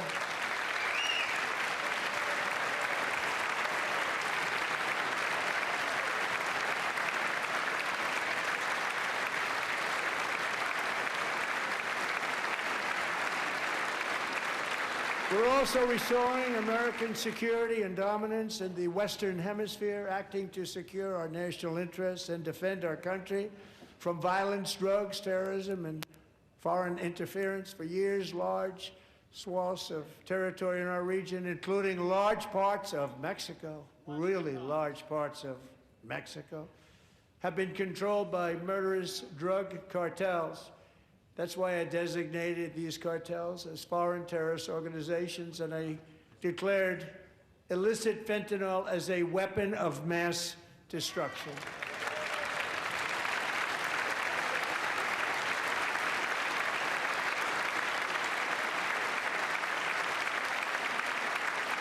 And with our new military campaign, we have stopped record amounts of drugs coming into our country and virtually stopped it completely coming in by water or sea. You probably noticed that. We very seriously damaged their fishing industry also. Nobody wants to go fishing anymore. We've also taken down one of the most sinister cartel kingpins of all. You saw that yesterday. In January,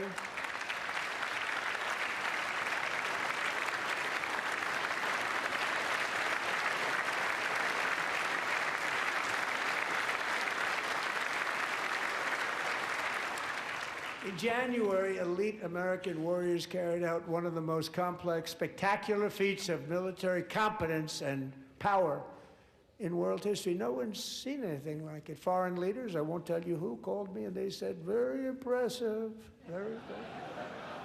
They couldn't believe, they all watched, they saw what happened. This is a different fighting force that we had years ago when we fought to tie. You know, it's a great fighting force. I'm so proud of it. Look at Space Force. Space Force is my baby, because we did that. My baby is becoming so important.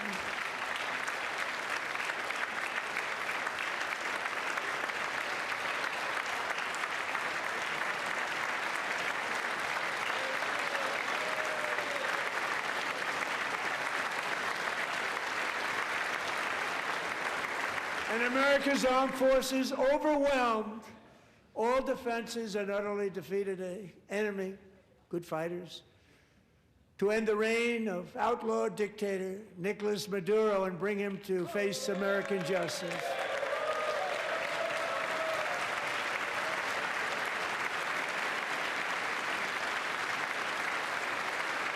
And this was an absolutely colossal victory for the security of the United States, and it also opens up a bright new beginning for the people of Venezuela. We're working closely with the new president of Venezuela, Delcy Rodriguez, to unleash extraordinary economic gains for both of our countries and to bring new hope to those who have suffered so terribly. They really did suffer. With us tonight is Alejandro Gonzalez. She grew up in a tight-knit Venezuelan family and was especially close to her beloved uncle Enrique. But after Enrique ran for office and opposed Maduro, he was kidnapped by Maduro's security forces and thrown into the regime's really infamous prison in Caracas. Alejandro feared she would never see her uncle again. She feared for her own life also. But since the raid, we have worked with the new leadership, and they have ordered the closure of that vile prison and released hundreds of political prisoners already, with more to come. Alejandro, I'm pleased to inform you that not only has your uncle been released, but he is here tonight. We brought him over to celebrate his freedom with you in person. Enrique, please come down.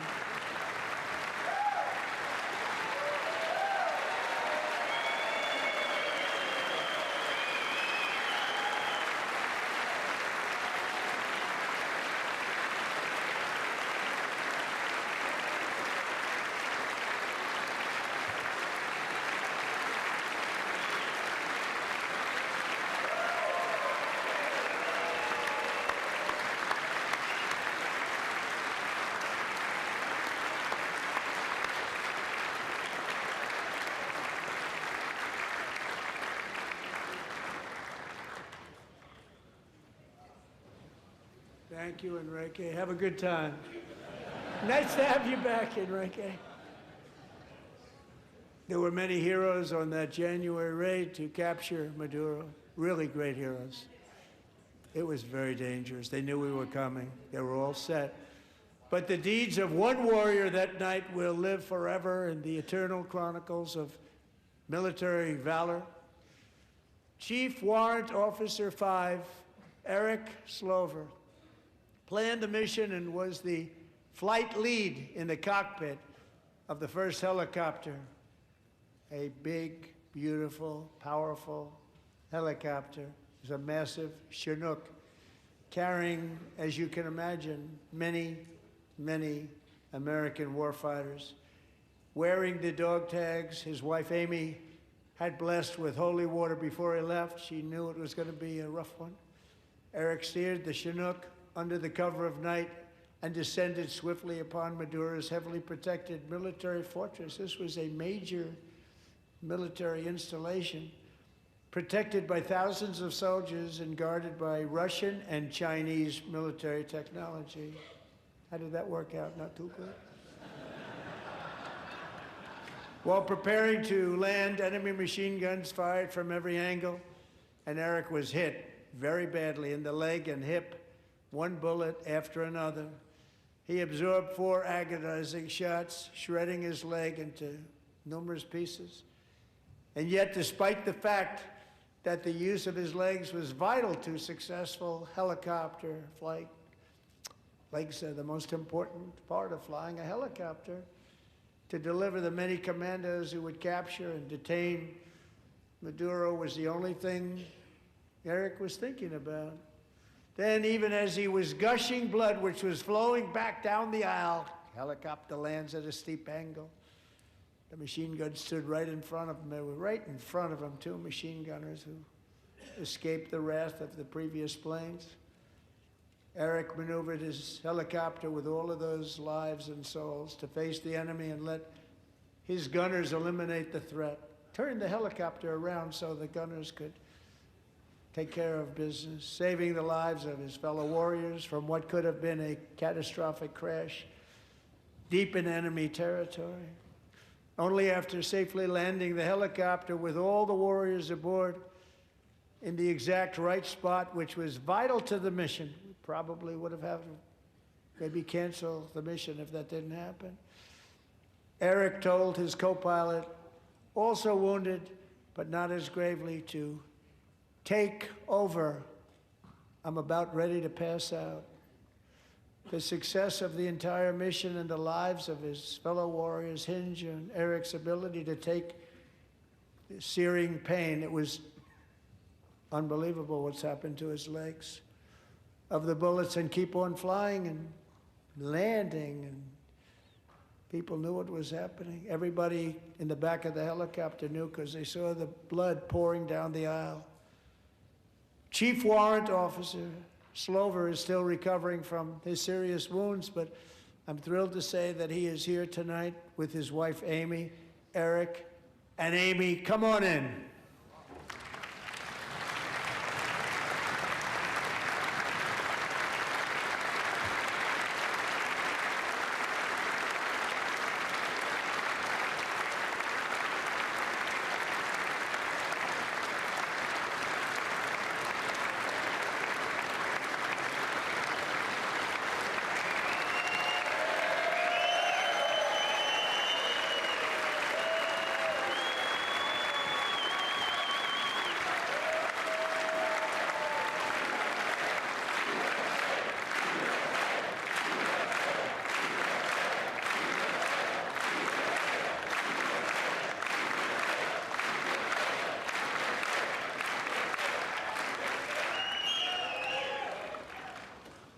So we have a surprise for Eric and Amy. In recognition of Eric's actions above and beyond the call of duty, I would now like to ask General Jonathan Braga to present Chief Warrant Officer Slover with our nation's highest military award, the Congressional Medal of Honor.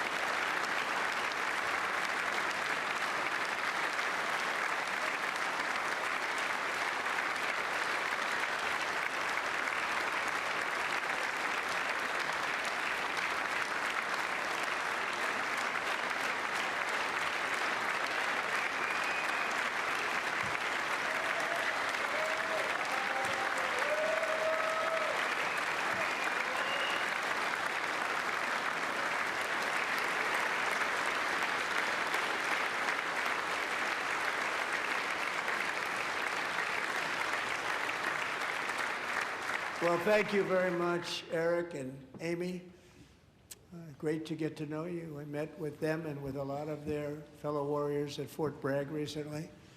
You notice the name Fort Bragg, we have it back, we brought it back. We won the First World War with it, the Second World War with it, and then they decided to change the name. So we changed it back. Everybody wanted to change back too.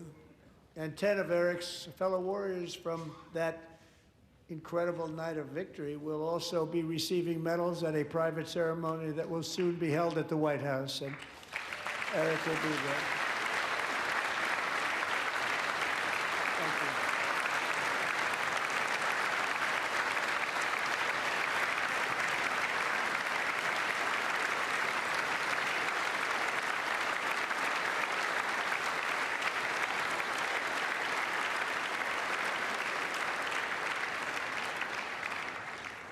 Thank you, Eric. That's a big one. Tonight we've celebrated many truly extraordinary American patriots, but there is one last living legend to honor before we go. He is one more heroic American aviator, Navy fighter pilot. Royce Williams served in World War II, Korea, Vietnam, flying more than 220 missions. In the skies over Korea in 1952, Royce was in the dogfight of a lifetime, legendary dogfight. Flying through blizzard conditions, his squadron was ambushed by 7 Soviet fighter planes. It was his first aerial combat of the war, and despite being massively outnumbered and outgunned, Royce led the takedown of 4 enemy jets and almost destroyed the others, vanquishing his adversaries while taking 263 bullets to his own plane and being seriously hurt. His story was secret for over 50 years. He didn't even want to tell his wife, but the legend grew and grew. But tonight, at 100 years old, this brave Navy captain is finally getting the recognition he deserves. He was a legend long before this evening. Royce, please stand up, and I will ask the First Lady of the United States to present Captain Royce Williams with his Congressional Medal of Honor.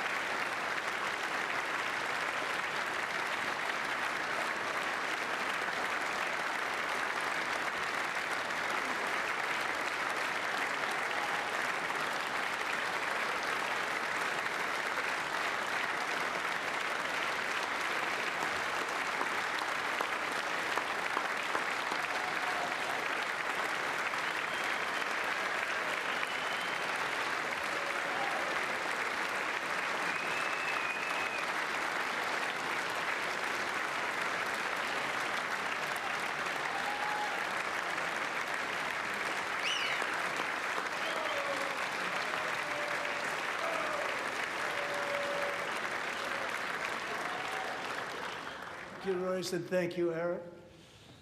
I've always wanted the Congressional Medal of Honor, but I was informed I'm not allowed to give it to myself, and I wouldn't know why I'd be taking it, but if they ever open up that law, I will be there with you someday.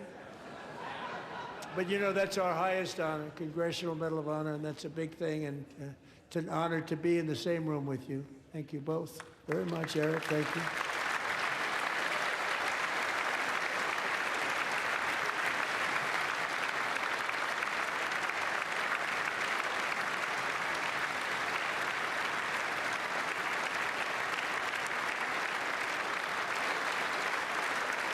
Thank you. 250 years is a long time in the life of a nation, but in another sense, it's really a mere moment in the eye of history. Two of the gentlemen we met in the gallery this evening took their first breaths 1 century ago, 100 years before that, on July 4th, 1826, the author of the Declaration of Independence, brilliant, Thomas Jefferson, drew his last breath. Just a single long human lifespan separates the giants who declared and won our independence from the heroes who stand among us tonight. Everything our nation has done, everything we have achieved, has been the work of those few great lifetimes. In those brief chapters, Americans built this nation from 13 humble colonies into the pinnacle of human civilization and human freedom, the strongest, wealthiest, most powerful, most successful nation in all of history. Americans ventured out across the daunting and dangerous continent. We carved paths through an unforgiving wilderness, settled a boundless frontier, and tamed the beautiful but very, very dangerous Wild West. From empty marshes and wide open plains, we raised up the world's greatest cities. Together, we mastered the world's mightiest industries and shattered history's monstrous tyrannies. And we liberated millions from the chains of fascism, communism, oppression, and terror.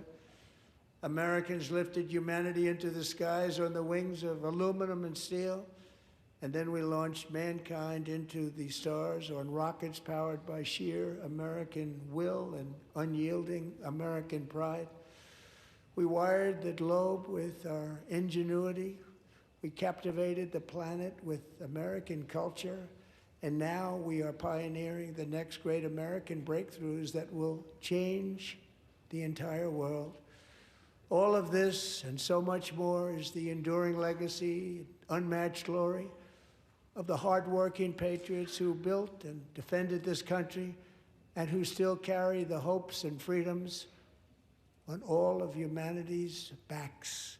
For years they were forgotten, betrayed, and cast aside, but that great betrayal is over and they will never be forgotten again, because when the world needs courage, daring, vision, and inspiration, it is still turning to America.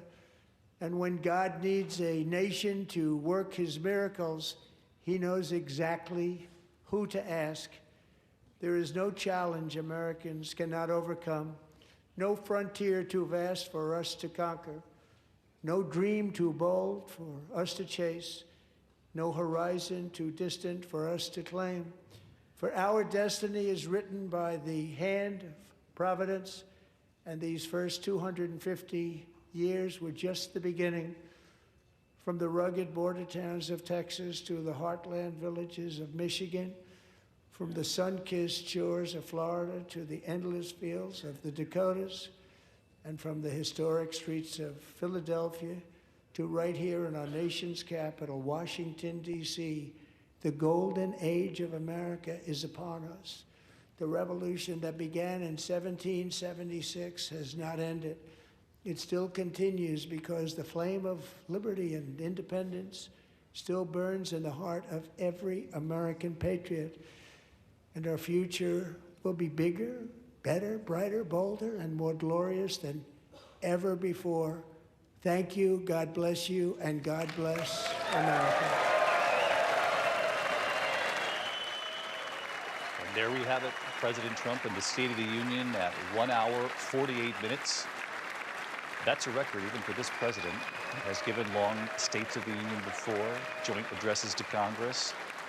This will go down in history as his longest yet.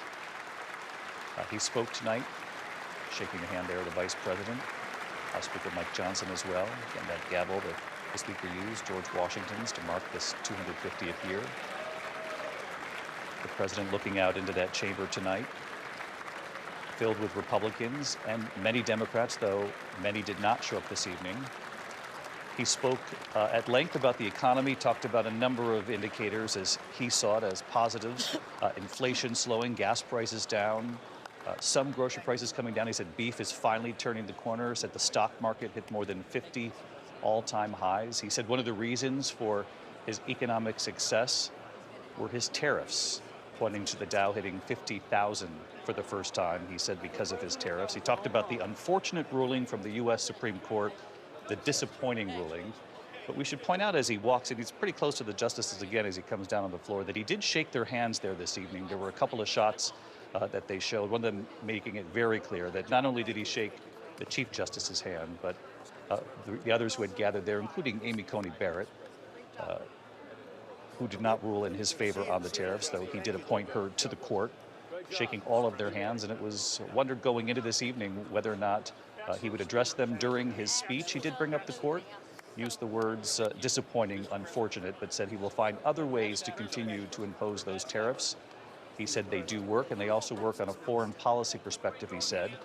He said deals have been made with countries, and that he believes many of those deals will still be held up, even with this setback from the court as he sees it. A lot of pomp and circumstance tonight, a lot of awards given, medals, honors, quite moving. Quite a few television moments, the Navy fighter pilot there at the end. How do you beat that at 100 years old? An honor well-deserved. And even though the speech was an hour, 48 minutes, it was just 12 minutes in, the U.S. men's hockey team. Another television moment there, returning to a hero's welcome in the chamber and here in the country. He said the goalie will receive the Presidential Medal of Freedom, Connor Hellebuck. He said the women's team will be coming to the White House soon, which Mary Bruce, you believed was the case. We await the date on the team's arrival at the White House. What are you hearing from your sources? Do they believe the president did what he needed to do tonight? They do, David. Look, the president stayed very much on message, and it was clear that he was trying to reclaim the narrative on the two issues that are top of mind for voters and where polling has shown he is slipping and losing ground ahead of the midterms, and that's the economy and immigration. And over again, he tried to draw a sharp contrast with Democrats on those issues. He argued that Democrats are responsible for inflation, that his policies are turning things around, and he urged Americans, in his words, to hold on a little while. As you noted, yes, some prices are coming down, gasoline, eggs, but overall we know that grocery prices as a whole are up over the past year. But the president urging Americans essentially to give him more time, because we know so many simply aren't feeling the impact of his policies in his wallet, and it's been a problem for him. And on immigration, that made-for-TV moment, right, commanding those in the chamber to stand if they believe that the first mission of the U.S. is to protect American citizens, highlighting crimes committed by migrants. He's arguing that he is going to keep Americans safe. Of course, Democrats argue they're trying to do the same thing by demanding reforms on immigration tax. He talked about cities in America where he believes the policies have worked when it comes to making cities safer. He did not talk about Minneapolis, at least that I did not hear tonight. No, he did not. He notably didn't talk about those tactics, as poll numbers have shown that Americans disagree with them, that the issue of immigration, which has been such a winning issue for him, he took a hit on that issue after his aggressive immigration enforcement tactics in Minnesota, where, of course, 2 American citizens were killed. Lindsay Davis, you were also listening here with us, who anchors ABC News Live Prime and of course, the Sunday night edition of World News Tonight. This economy is a tall task. We've seen the polling going into the State of the Union. The White House, the president aware of these numbers, talked about the stock market hitting record highs. The chair declares some of the these joint prices session beginning to of the come two down. houses You can now hear the dissolved. joint session is now dissolved. The president has left. But did he meet the mark in terms of connecting with the American people and many of his own supporters who have waited to feel some of this relief that he speaks of? You know, for the majority of Americans who went into this night, 60%, according to our most recent poll, have said that they are not happy with the economy. You have to wonder if words mattered tonight from the president. When you hear him saying that this is the golden age of America and the economy is roaring like never before, do their eyes matter more than their ears? When they're hearing that the economy is strong, does that overrule what they're seeing in their own lives? We're going to get to everyone here at the round table in a moment, but when we come back, the Democratic response, Governor Abigail Spanberger of Virginia. Don't go away. We'll be right back. This is Fresh Pet. Here, there are no fillers, no spray-on flavors, no compromises. Just vet-developed recipes packed with fresh meat and healthy veggies. Because real fresh food belongs in everybody's bowl. For pain in multiple spots like here, here, or here, Salonpas patches stick firmly and remove comfortably once your pain is gone. Salonpas. It's good medicine. So we've got pretty busy lives. 3 kids, 3 dogs. We're putting a lot of miles on our cars. Between work, school, dance, and Jiu-jitsu, wrestling, piano, it goes on and on. I'm getting tired just thinking about it, but needless to say, we are always on the road. Our cars are crucial in our everyday lives, so that's why we have to have CarShield. CarShield protects your car from unexpected breakdowns and can help save drivers like us thousands on car repairs. CarShield is America's most trusted auto protection company. With an affordable month-to-month plan, you get protection on up to 5,000 parts and systems, plus additional benefits that never expire. You know, I like to think I'm kind of like CarShield. Tough, dependable, charming. That actually sounds like you're talking about me. I'm the CarShield in the relationship, and I'm here to save your butt and save us money. Well, it is the perfect match. Every aging car needs CarShield to keep them on track. Call CarShield now to lock in your rate on a month-to-month plan. Plus, enjoy unlimited mileage, roadside assistance, courtesy towing, and rental options with every plan. Call 800-601-0165. When allergies throw a sucker punch, the power of Claritin D punches back harder. Get fast, powerful relief of your worst symptoms, like nasal congestion. Claritin clears. For pain in multiple spots like here, here, or here, Salonpas patches stick firmly and remove comfortably once your pain is gone. Salonpas. It's good medicine. David Muir, the most trusted anchor in America, the most watched anchor in America. Thank you for making World News Tonight with David Muir, the #1 newscast in America. Eric Dane, Life, Loss, and Courage, a Diane Sawyer special, now streaming on Disney Plus and Hulu. Hello, America. In Nate Bargatze's new game show. You don't need to know the right answers, just what most Americans think is right. It's not about being the smartest. Who reads the encyclopedia? I read it every day. You just have to be the most average. We asked 100 average Americans which of these would be the worst to have as a younger sibling. Werewolf. Is it because you look like a werewolf? The Greatest Average American. Series premiere Wednesday on ABC. When we experience something breathtaking, or something extraordinary, we say it's like something out of a movie. What do you see? This world goes much deeper than you imagine.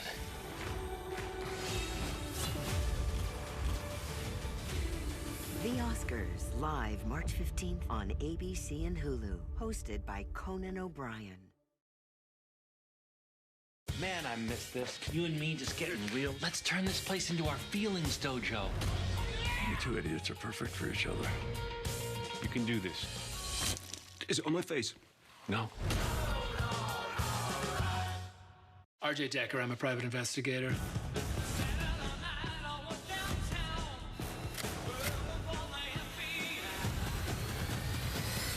What happened to your eye? It's complicated.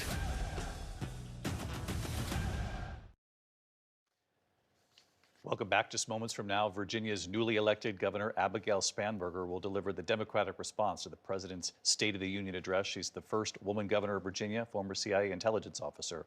Let's listen to Governor Spanberger. Good evening.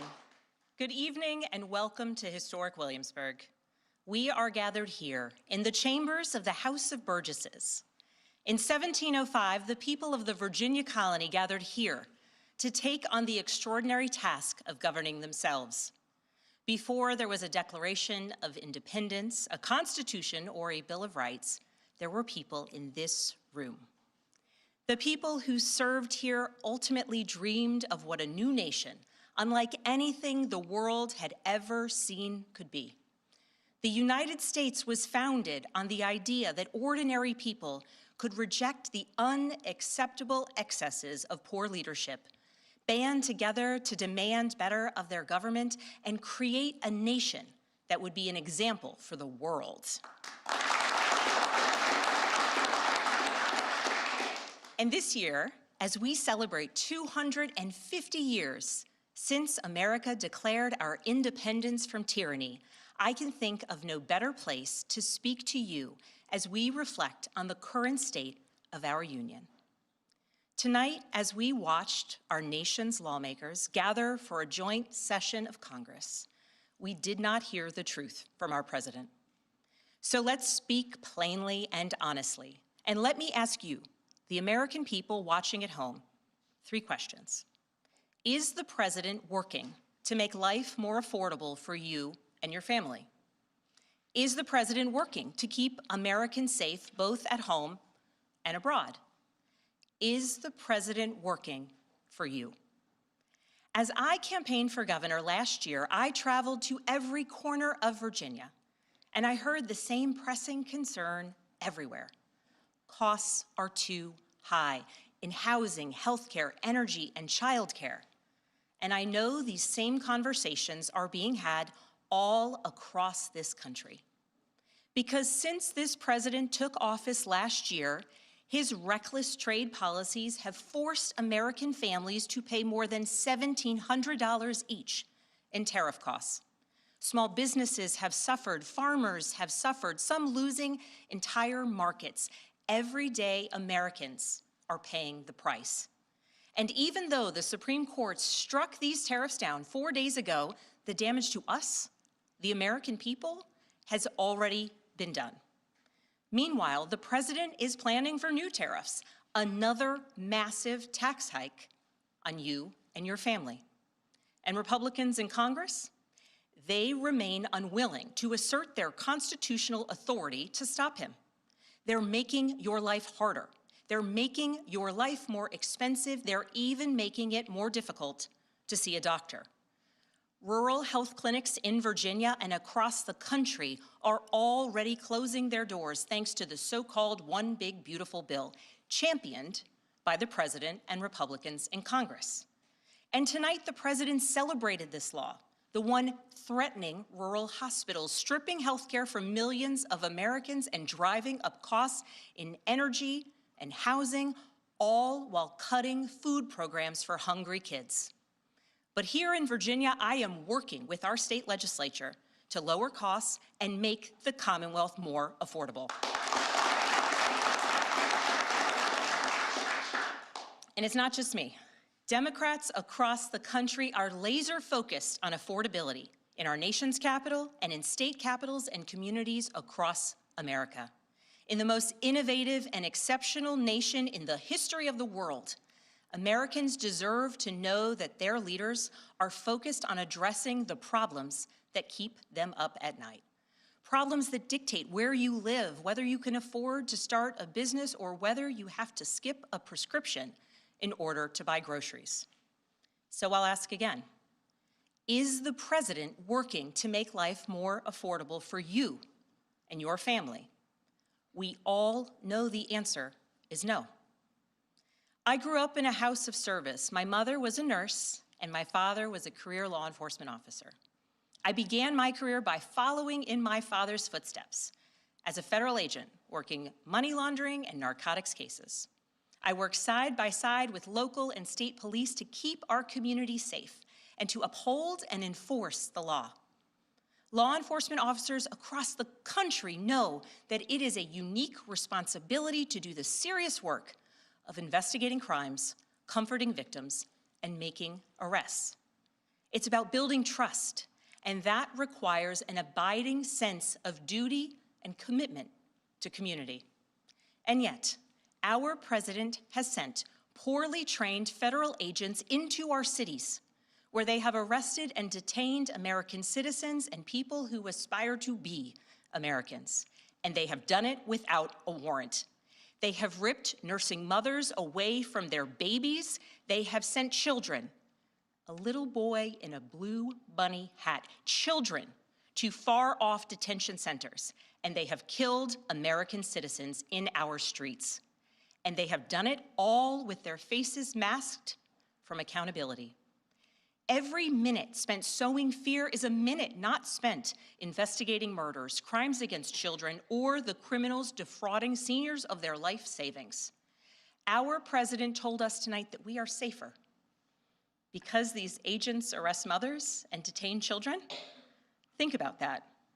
Our broken immigration system is something to be fixed, not an excuse for unaccountable agents to terrorize our communities.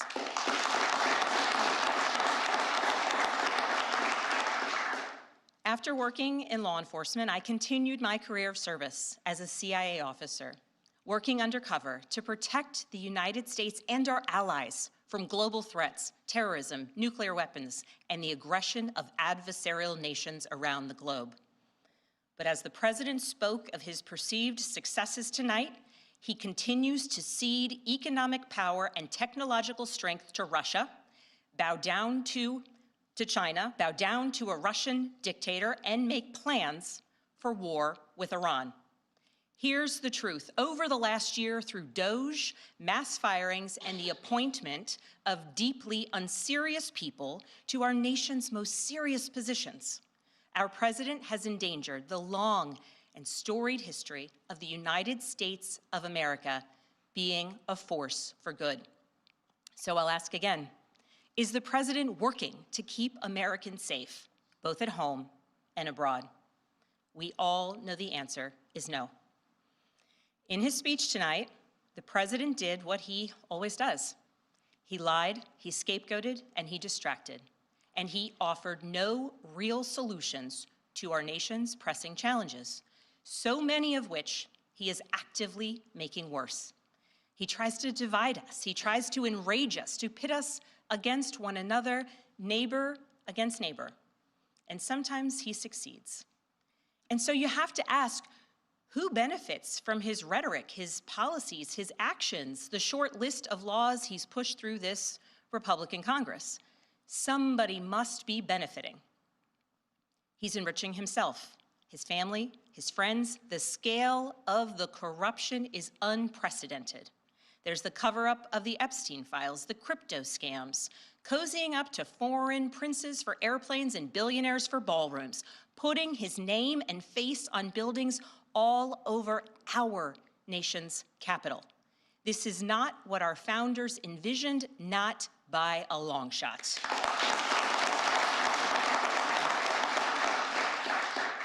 So I'll ask again, is the president working for you? We all know the answer is no. But here's the special thing about America. On our 250th anniversary, we know better than any nation what is possible when ordinary citizens, like those who once dreamed right here in this room, reject the unacceptable and demand more of their government. We see it in the determination of students organizing school walkouts all across the country, whose voices are becoming so powerful that the governor of Texas seeks to silence them. We see it in the bravery of Americans in Minnesota standing up for their communities, from peacefully protesting in sub-zero temperatures to carpooling children to school so that their immigrant parents are not ripped away from them in the parking lot. As a mother of 3 school-aged daughters, I am inspired by their bravery, but I am sickened that it is necessary. And Americans across the country are taking action. They are going to the ballot box to reject this chaos. With their votes, they are writing a new story, a more hopeful story. In November, I won my election by 15 points.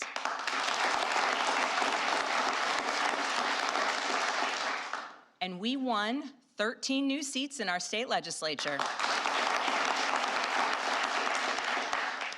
Because voters decided they wanted something different. Our campaign earned votes from Democrats, Republicans, independents, and everyone in between, because they knew as citizens they could demand more, that they could vote for what they believe matters, and that they didn't need to be constrained by a party or political affiliation. This is happening across the country. New Jersey elected Mikey Sherrill as governor in a double-digit victory. Democrats flipped state legislative seats in places like Georgia, Iowa, Mississippi, and Texas. The list goes on and on. Ordinary Americans are stepping up to run in the spirit of our forefathers. They are running to demand more and to do more for their neighbors and communities. I know the story well. I first ran for office in 2018 alongside dozens of other Democrats who did the seemingly impossible, flipping 41 seats in Congress. In my case, I was the first Democrat elected in 50 years, swinging our district 17 points. Those who are stepping up now to run will win in November because Americans, you at home, know you can demand more and that we are working to lower costs. We are working to keep our communities and our country safe, and we are working for you.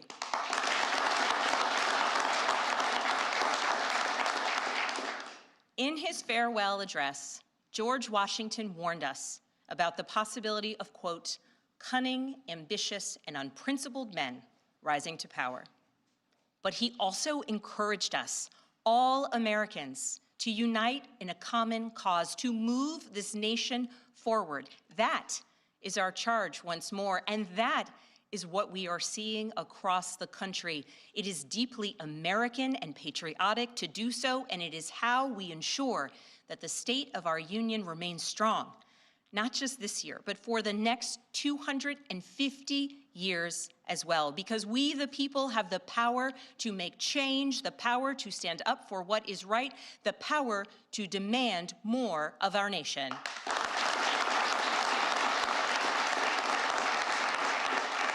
May God bless the Commonwealth of Virginia, and may God bless the United States of America. There you have it, Governor Abigail Spanberger of Virginia, the first woman governor of that state, winning in a decisive victory. Donna Brazil, I want to bring you in here tonight. First of all, this is not the easiest job after the State of the Union, whatever party's not in power, to have to give the response.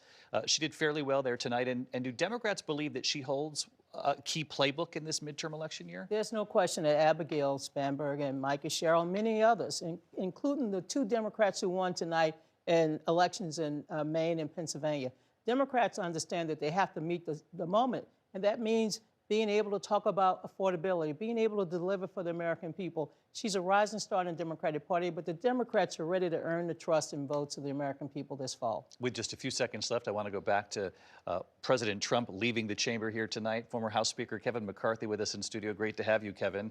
I'm curious, did you think the president did what he needed to do here tonight, especially on the economy, where you've seen the poll numbers? He did. I think he did a really good job showcasing the greatness of America, starting at the 250th anniversary, showing us from Olympic heroes to war heroes to everyday heroes, going down and making his case by using these guests, from Delilah on the case of illegal hitting her car and harming her.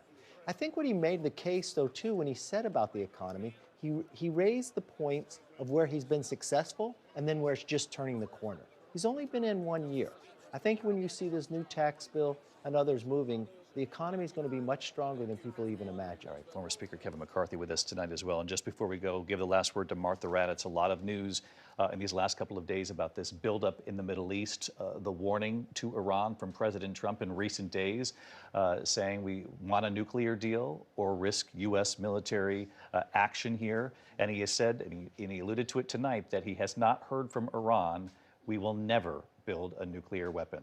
That's right. As we sit here tonight, there are 35,000 U.S. forces in the Middle East prepared to possibly strike Iran. And what you heard the president say tonight, as you said, he will not allow them to have a nuclear weapon. He said they have been warned to make no further attempts for their nuclear weapons program. They continue and are at this moment pursuing sinister nuclear ambitions. But at the same time, David, we all heard him say that in June, and he said it again tonight, that they had obliterated Iran's nuclear program. This is going to be a very risky mission if they undertake it, and there's still a lot of questions about why. A lot of questions and a story we'll be watching in the days ahead here. My thanks to the entire team gathered here in the studio, and of course the team across town in the Capitol for us tonight, including Rachel Scott, who was in the chamber, our eyes and ears in the chamber. For many of you, it's your local news coming up next. I'm David Muir, and Good Morning America, first thing in the morning from all of us here at ABC News. Good night.